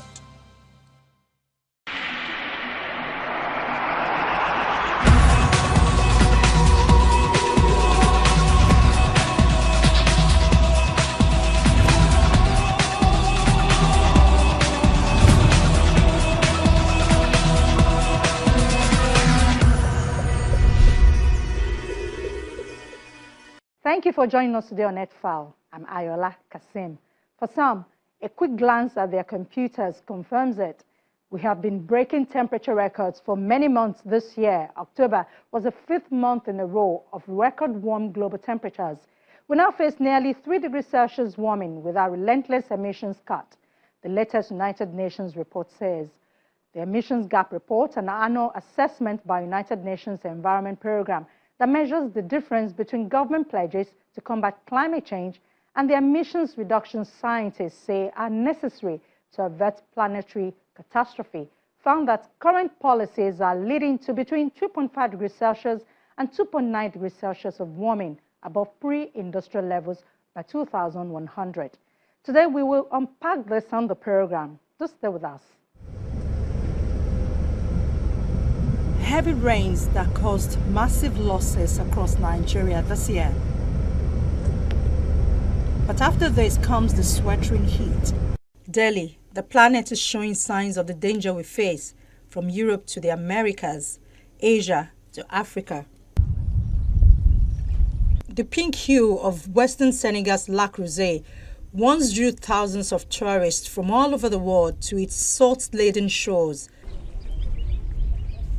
But today, a new wide channel spews brownish green water into the lake, whose shore is dotted with dead fish. Pape Siraba and a dozen other salt farmers bag up what may well be their last harvest after extreme floods contaminated the lake and turned its famous waters green, threatening thousands who depend on it for their livelihoods. Since the water channel was dug, we have lost a lot of money that we don't even think we can recover.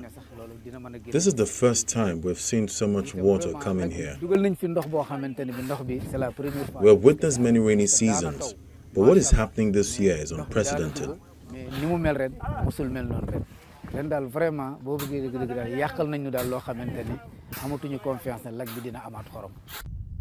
Officially known as Retba, the lake's high salinity and rare microbiome long fostered an algae that turn it pinkish in the right season, making it one of the world's most visited attractions and under consideration as a UNESCO World Heritage Site.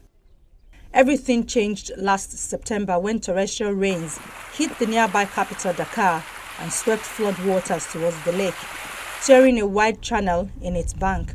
The deluge washed away countless carefully tended salt mounds and submerged tourist businesses on the shoreline.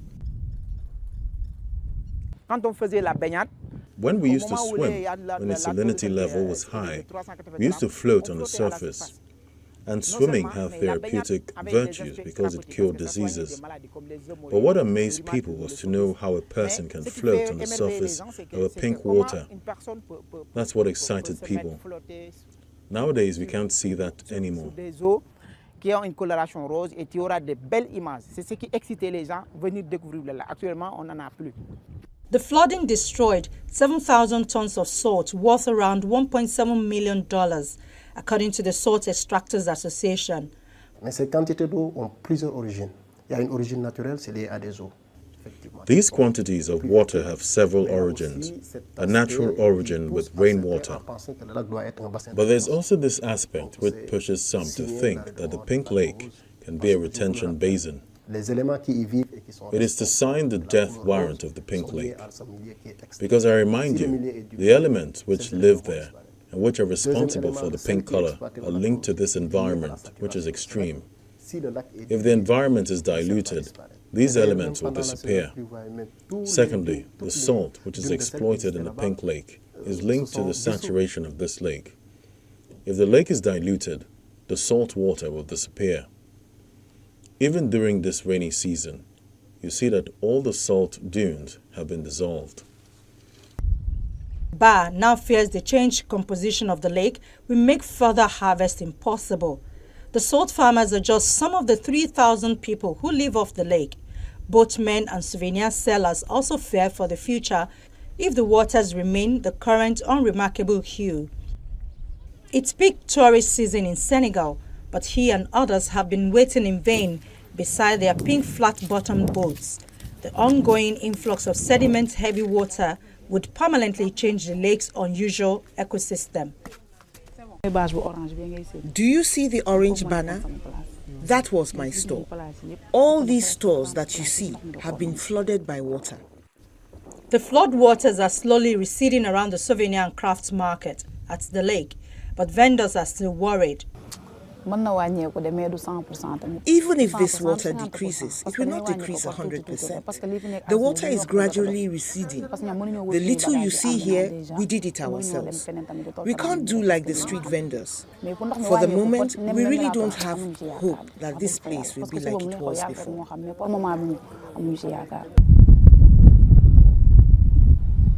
And there is a warning that there is no relief coming soon. The new United Nations gas emissions report does little to inspire hope that the Paris Agreement warming target of 1.5 degrees Celsius to 2 degrees Celsius remains in reach, finding that planet-warming greenhouse gas emissions must fall by 42% by 2030 to hold warming at 1.5 degrees Celsius.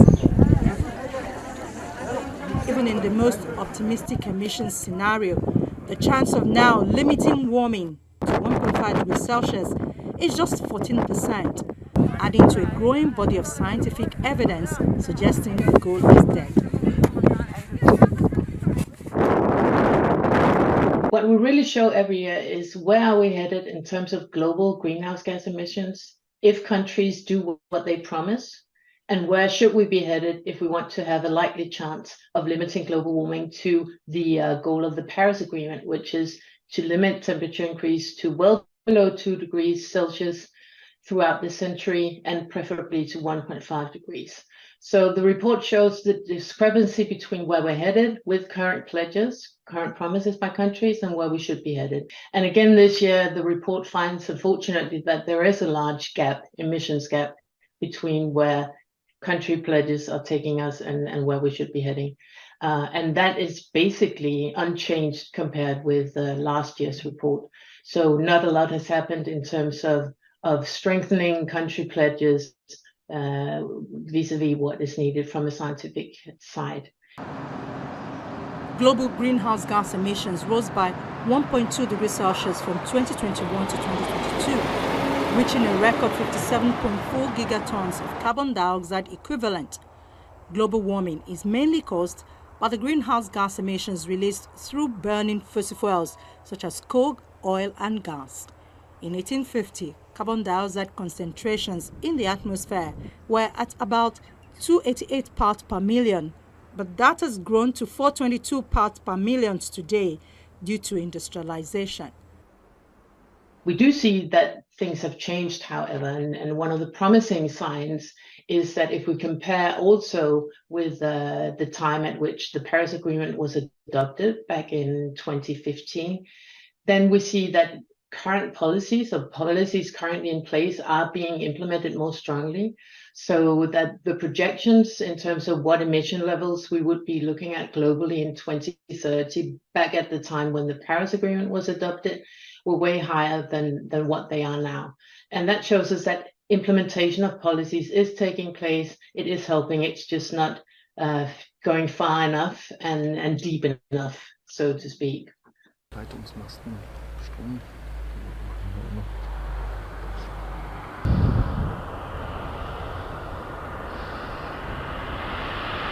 Based on what countries are doing right now, if they continue the current efforts of climate mitigation, then we're looking at limiting temperature increase to 3 degrees throughout this century. With the climate promises for 2030, we're looking at an increase of between 2.5 and 2.9 degrees Celsius. So that's massive global warming and a lot or way beyond the Paris Agreement goal. Average global temperature has increased with carbon dioxide concentration and is now 1.2 degrees Celsius above pre-industrial levels. This year is on track to be the hottest ever recorded. To keep to the 2 degrees Celsius Paris Agreement goal, predicted emissions from greenhouse gases like methane, carbon dioxide and nitrous oxide, more commonly known as laughing gas, would need to fall by 28%. The report assessed countries' nationally determined contributions, which they are required to update every 5 years, to determine how much the world might warm if these plans were fully implemented. It compares unconditional pledges, promises with no strings attached, which will lead to a 2.9 degrees Celsius temperature rise, to conditional pledges that will hold the warming to 2.5 degrees Celsius. Yeah, so this year has been a year of broken records, hence the name of the report this year as well, in terms of temperature records and in terms of extreme events.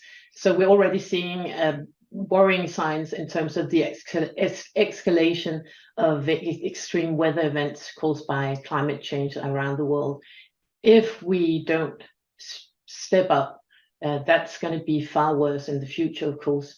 We will see maybe 10 times as many extreme weather events in terms of extreme temperatures. We will see more heavy precipitation. And of course, there are lots of damages following, such as wildfires and so forth. The anticipated level of warming is slightly higher than 2022 projections, which then pointed towards a rise of between 2.4 degrees Celsius and 2.6 degrees Celsius by 2100. Because the 2023 report ran simulations of more climate models, pledges to reach net zero are not considered credible, with none of the G20 countries cutting emissions quickly enough to meet those targets. And what's important to remember is also that these are average temperature increases, and they will be very different in different parts of the world. So 2.9 degrees of global warming could be more than 6 degrees of global warming in parts of Africa, for instance.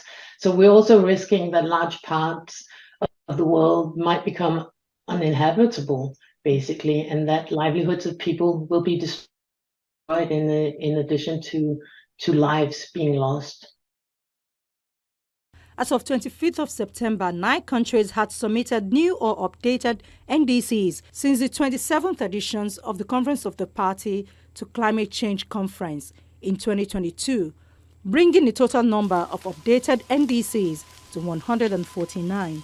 If all new and updated unconditional nationally determined contributions are fully implemented, they would likely reduce greenhouse gas emissions by about 5 gigatons of carbon dioxide equivalent, about 9% of 2022 emissions, annually by 2030, compared with the initial NDCs. Governments can't keep pledging to cut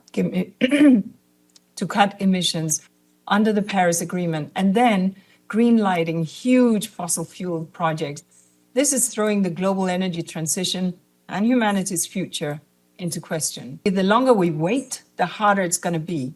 The world needs to lift the needle out of the groove of insufficient action and begin setting new records on cutting emissions, on green and just transition, and on climate finance, starting now. However, unless emissions levels in 2030 are brought down further, it will become impossible to establish least cost pathways that limit global warming to 1.5 degrees Celsius with no or low overshoot during this century. Significantly ramping up implementation in this decade is the only way to avoid significant overshoot of 1.5 degrees Celsius. The report shows that the emissions gap is more like an emissions canyon, a canyon littered with broken promises, broken lives, and broken records. All of this is a failure of leadership, a betrayal of the vulnerable, and a massive missed opportunity. Leaders must drastically up their game now, with record ambition, record action, and record emissions reductions. The next round of national climate plans will be pivotal. These plans must be backed with the finance, technology, support, and partnerships to make them possible. The task of leaders at COP28 is to make sure that happens. The first global stocktake, concluding at COP28, will inform the next round of the NDCs that countries should submit in 2025, with targets for 2035. Global ambition in the next round of NDCs must bring greenhouse gas emissions in 2035 to levels consistent with 2 degrees Celsius and 1.5 degrees Celsius pathways, while compensating for excess emissions until levels consistent with these pathways are achieved. In their response to the global stocktake, countries must commit to triple renewables capacity, double energy efficiency, and bring clean power to all by 2030. And they must also commit to phasing out fossil fuels with a clear time frame aligned to the 1.5 degree limit. Otherwise, we're simply inflating the lifeboats while breaking the horse.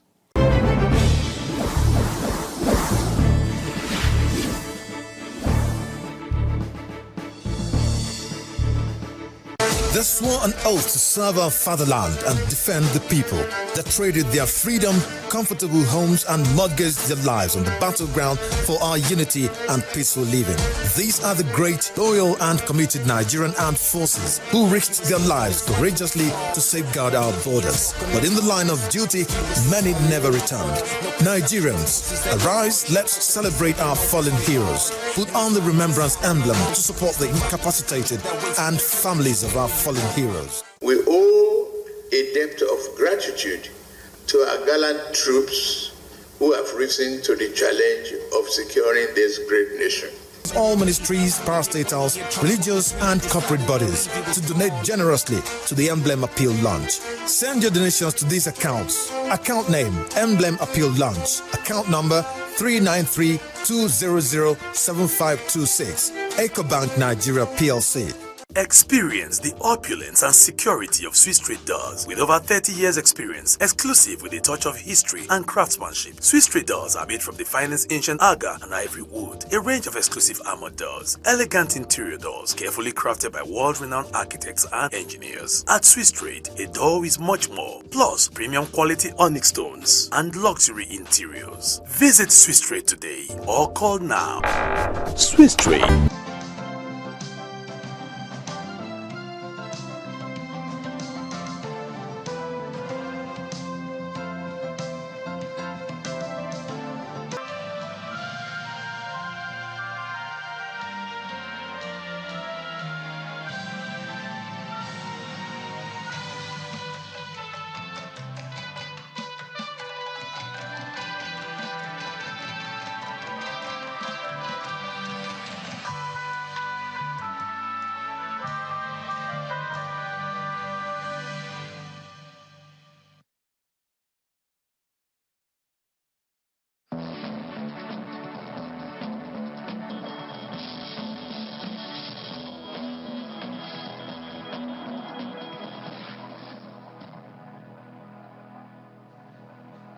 Hello and welcome to News Track. I'm Jeffrey Uzoma. Here are the reports and stories we're tracking for you at this very hour. We'll begin with security, where several people have been reportedly killed in an airstrike carried out by the Nigerian Air Force at the Tudunbiri village in the Gabi local government area of Kaduna State. The incident was said to have occurred around 9 p.m. on Sunday when villagers gathered for the Maulud celebrations. A source in the community told Channels Television that the villagers were mistakenly bombed in airstrike because they were believed to be bandits who were migrating from neighboring Zamfara state to camp in Tudunbiri village. It said that the incident has created panic within the area as many residents have fled from the community to neighboring villages for fear of being caught in any federal bomb attack. Following the incident, an emergency security meeting has been convened by the Kaduna State government, chaired by the State Deputy Governor, Dr. Hadiza Balarabe, and has in attendance some heads of security agencies. Meanwhile, the Nigerian Air Force has denied responsibility for the bomb dropped on Tudunbiri in Kaduna State that allegedly killed an unspecified number of civilians. In a WhatsApp message sent to our defense correspondent by the Air Force media officer, Air Commodore Edward Gatweb, it says the Nigerian Air Force has not carried out any air operations within Kaduna State and its environs in the last 24 hours. He also explains that the Nigerian Air Force is not the only service operating combat armed drones in the area. This is still a developing story and will bring you up to speed as it unfolds. Let's move away from security and talk about your health. And although it sounds like a cliche, you may begin to reconsider some of your lifestyle choices as we head to the Yuletide and a new year, because experts are warning that may be responsible for the increasing prevalence and deaths related to cancer. And that is the summation of the Director General of the National Institute for Cancer Research and Treatment, Professor Usman Aliyu, during an exclusive interview with Channels Television. Professor Aliyu outlined some of the causes of cancer that individuals need to change urgently. Changing in the way we eat. Preserved food, more fatty food, less vegetable food, food with a lot of preservatives, that has consequences. It comes with a lot of consequences, of which cancer is one of them.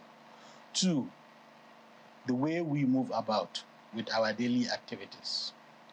We are becoming less mobile in terms of, less physical in terms of our activities. The way we do our work is more or less more sedentary, if I should put it that way, than like walking. So that also, non-exercising our bodies regularly predisposes to contracting these non-communicable diseases, of which cancer is actually one of them. Applying a lot of cosmetics that contain a lot of heavy metals for beautification, that also comes with a hell lot of consequences.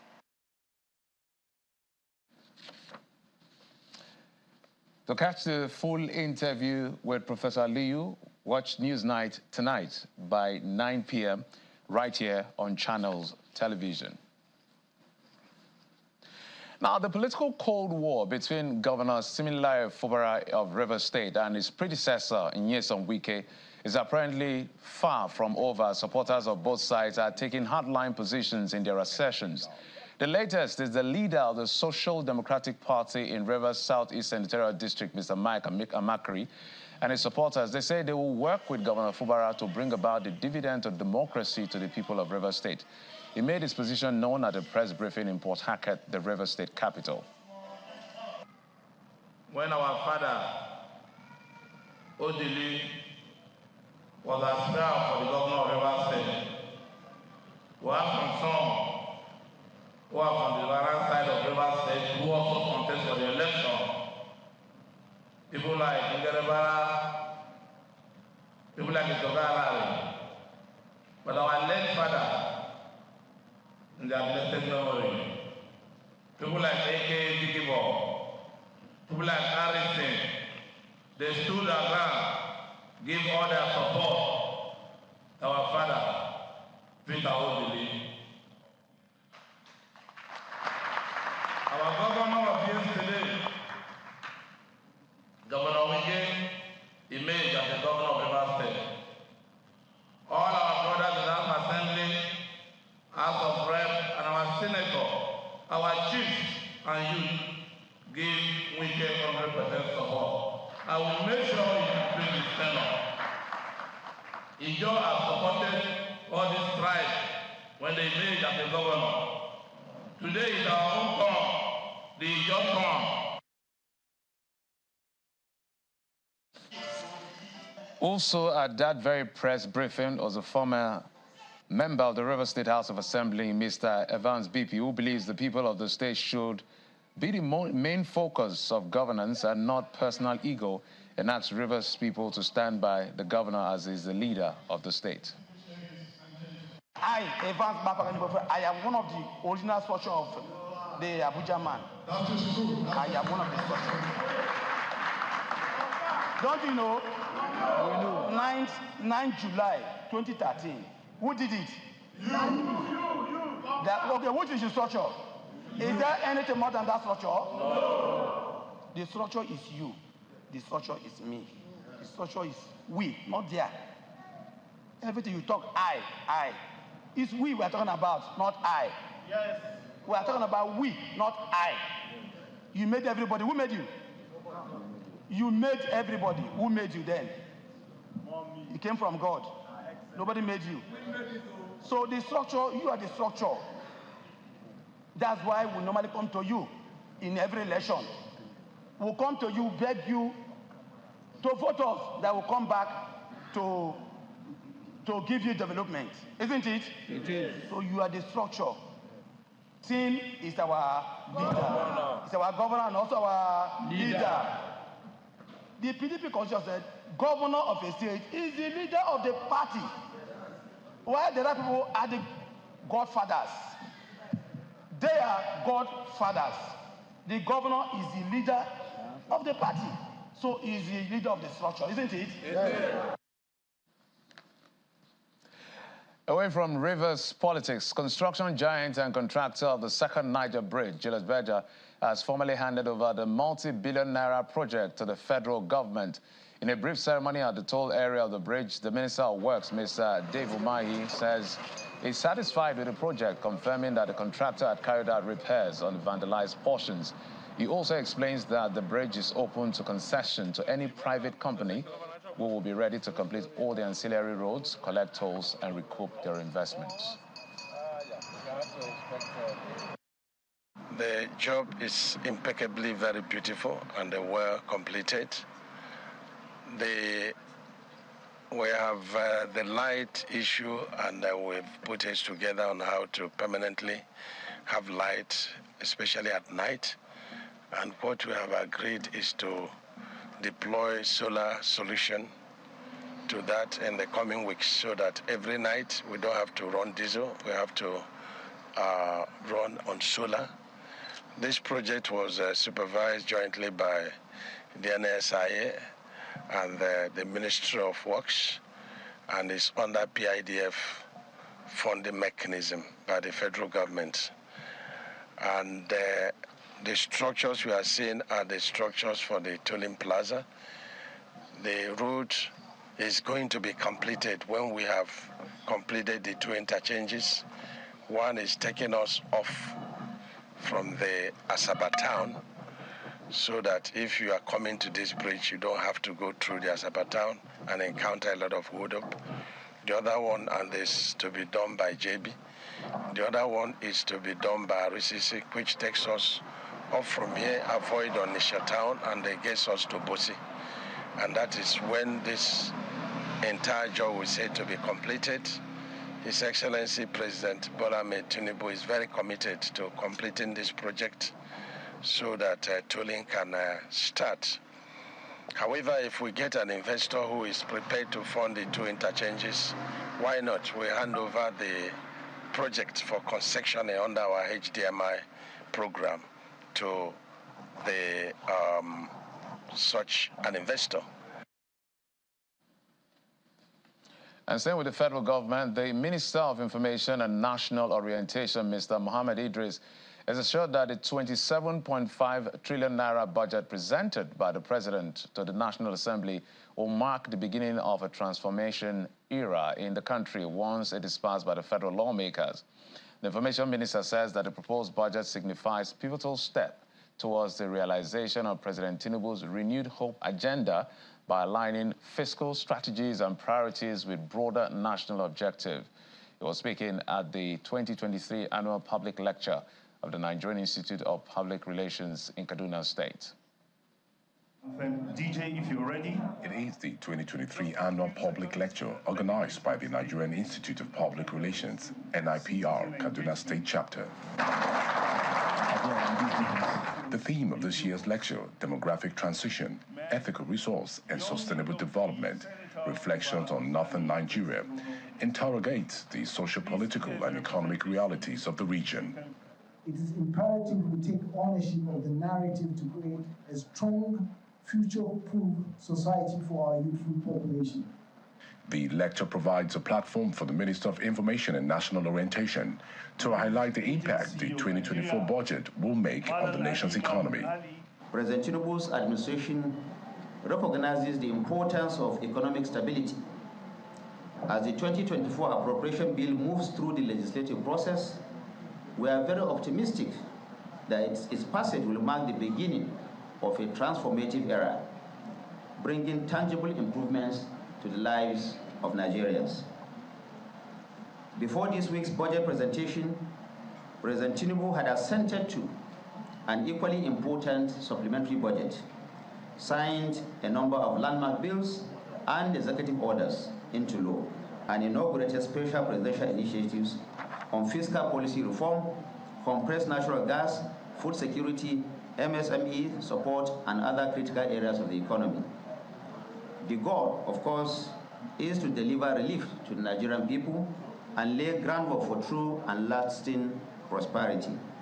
On the part of the former governor of Niger State, the gap between the passage and implementation of budgets in Nigeria requires urgent attention. For the past 30 years, there was no 1 year that the budget we have passed into law that we have achieved 60% of implementation of that. Then that should make us to ask the question. That should make us to tell our senators and the members of the House of Representatives, but again we have spoiled them. Till tomorrow nobody knows how much they are paid, excluding going to the parastatals and the ministries, excluding the padding of the budget, where they know what they put there. So it has become a symbiotic relationship now of the real corruption.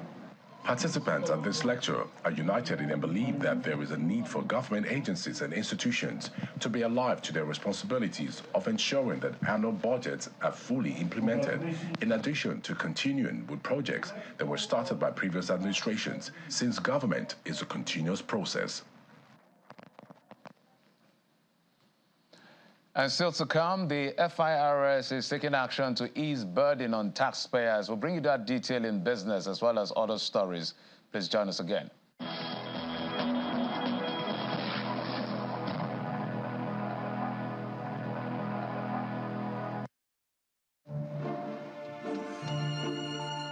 In a world hungry for goodness,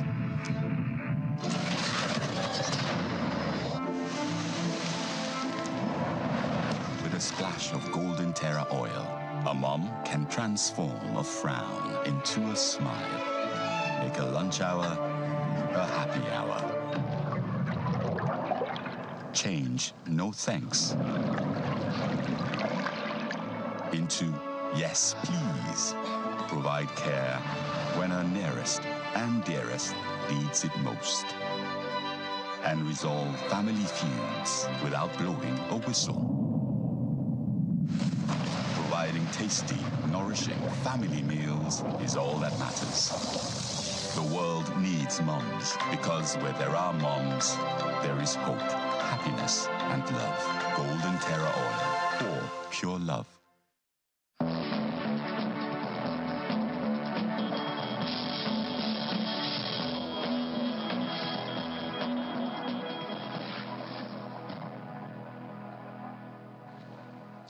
Welcome back. Thousands of youths have taken to the streets in Jigawa to protest against what they describe as injustice in the teachers' recruitment process. The youths who identify themselves as J-Teach staff gathered at various test centers designated by the State Universal Basic Education Board, SUBEB, expressing their frustration as they bear placards with different inscriptions. According to them, they have been serving under the J-Teach program as temporary teachers, and the government's plan to recruit teachers on a permanent basis is marred with irregularities. Youth in their numbers gather in various test centers, disrupting the teachers' recruitment process organized by the State Universal Basic Education Board in Jigawa State.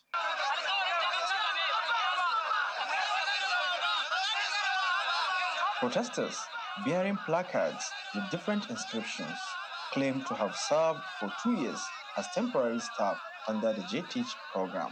We have did several exams. The recent one we have did a month back, the result is not yet released.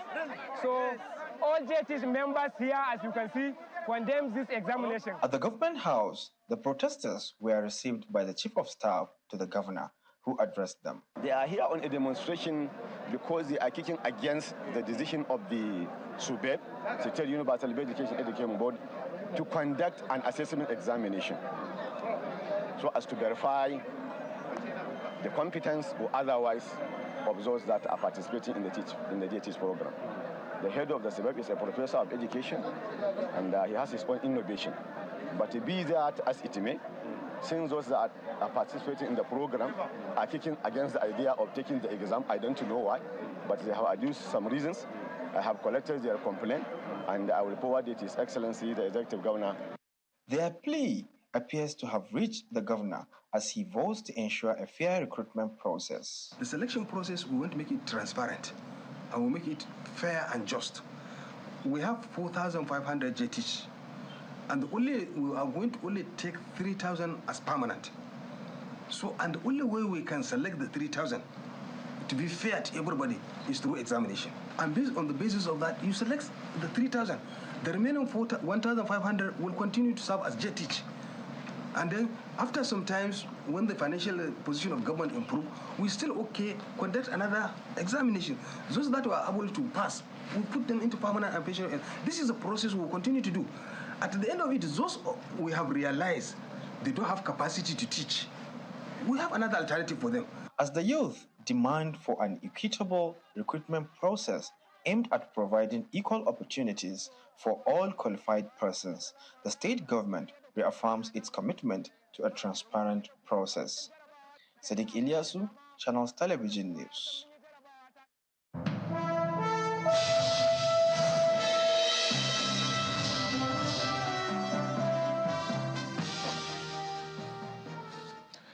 In business news, the Federal Inland Revenue Service has announced a waiver on accumulated penalties and interest for outstanding liabilities until December the 31st, 2023. According to the chairman of the FIRS, Mr. Zak Adediji, the decision is to ease the burden on taxpayers, businesses, and promote compliance with tax laws. Mr. Adediji explains that the FIRS appreciates all taxpayers who have been diligent in complying with their tax obligations as and when due, while seeking their continued support and cooperation for a more responsive and robust tax system. Now, gold prices notched a new record for a second day in a row, with spot prices touching $2,100 as the global rush for bullion appears set to continue. Gold prices are on course to hit fresh highs next year and could remain above the 2,000 levels. That's according to analysts. They're citing geopolitical uncertainty, a likely weaker US dollar, and a possible interest rate cuts. Prices of the yellow metal have risen for 2 consecutive months, with the Israel-Palestinian conflict boosting demand for the safe haven asset, while expectations of interest rate cuts have provided further support. Now, Bitcoin has broken above $40,000 for the first time since May 2022 as it rides a wave of momentum on broad enthusiasm about U.S. interest rate cut. The world's biggest cryptocurrency hit as high as $41,748, its highest since April 2022, seemingly casting off the panic that has settled over crypto markets following the collapse of FTX and other crypto business failures last year. Crypto has been moving higher along with gold on the back of lower yields. And South Africa's Home Affairs Minister Aaron Motsoaledi has extended the validity of Zimbabwean exemption permit and the Lesotho exemption permits for 2 years. The exemption issued to the Lesotho nationals was set to expire on December the 31st this year, and the validity of exemption permit issued to Zimbabwean nationals was initially extended by the court earlier this year. The exemption permit has been a vital mechanism allowing Zimbabwean nationals to legally stay and work in South Africa. Home Affairs Minister Aaron Motsoaledi briefed members of the media on granting exemptions for Lesotho and Zimbabwean nationals. Meanwhile, there's been an outcry from business community about business permits for those who want to set up businesses in South Africa. We don't have any backlog on business visas. We have got backlog on dependency visas. And time and again we are told this, that we have got the backlog on business visas, etc. We issue them as quick as we can because we want the economy to grow. The backlog we are having and we are looking for solutions is dependency. That means any business person who comes here, they would like to come with their spouse and the family. That's why we are having it tough, because we have taken all our resources to deal with the business person themselves, a CEO of a company, a person who is going to establish a business. But we keep on hearing this backlog on business. For instance, last year, the president had an investment summit. I think it was in May or June last year. There were about 20 companies which pledged. that they will, MTN, Mercedes, German Development Agency and all that, they pledged that they want to invest in South Africa. And after the investment summit, between themselves, they provided us with 3,090 individuals who they said must come from other countries to come and implement that investment. 3,090.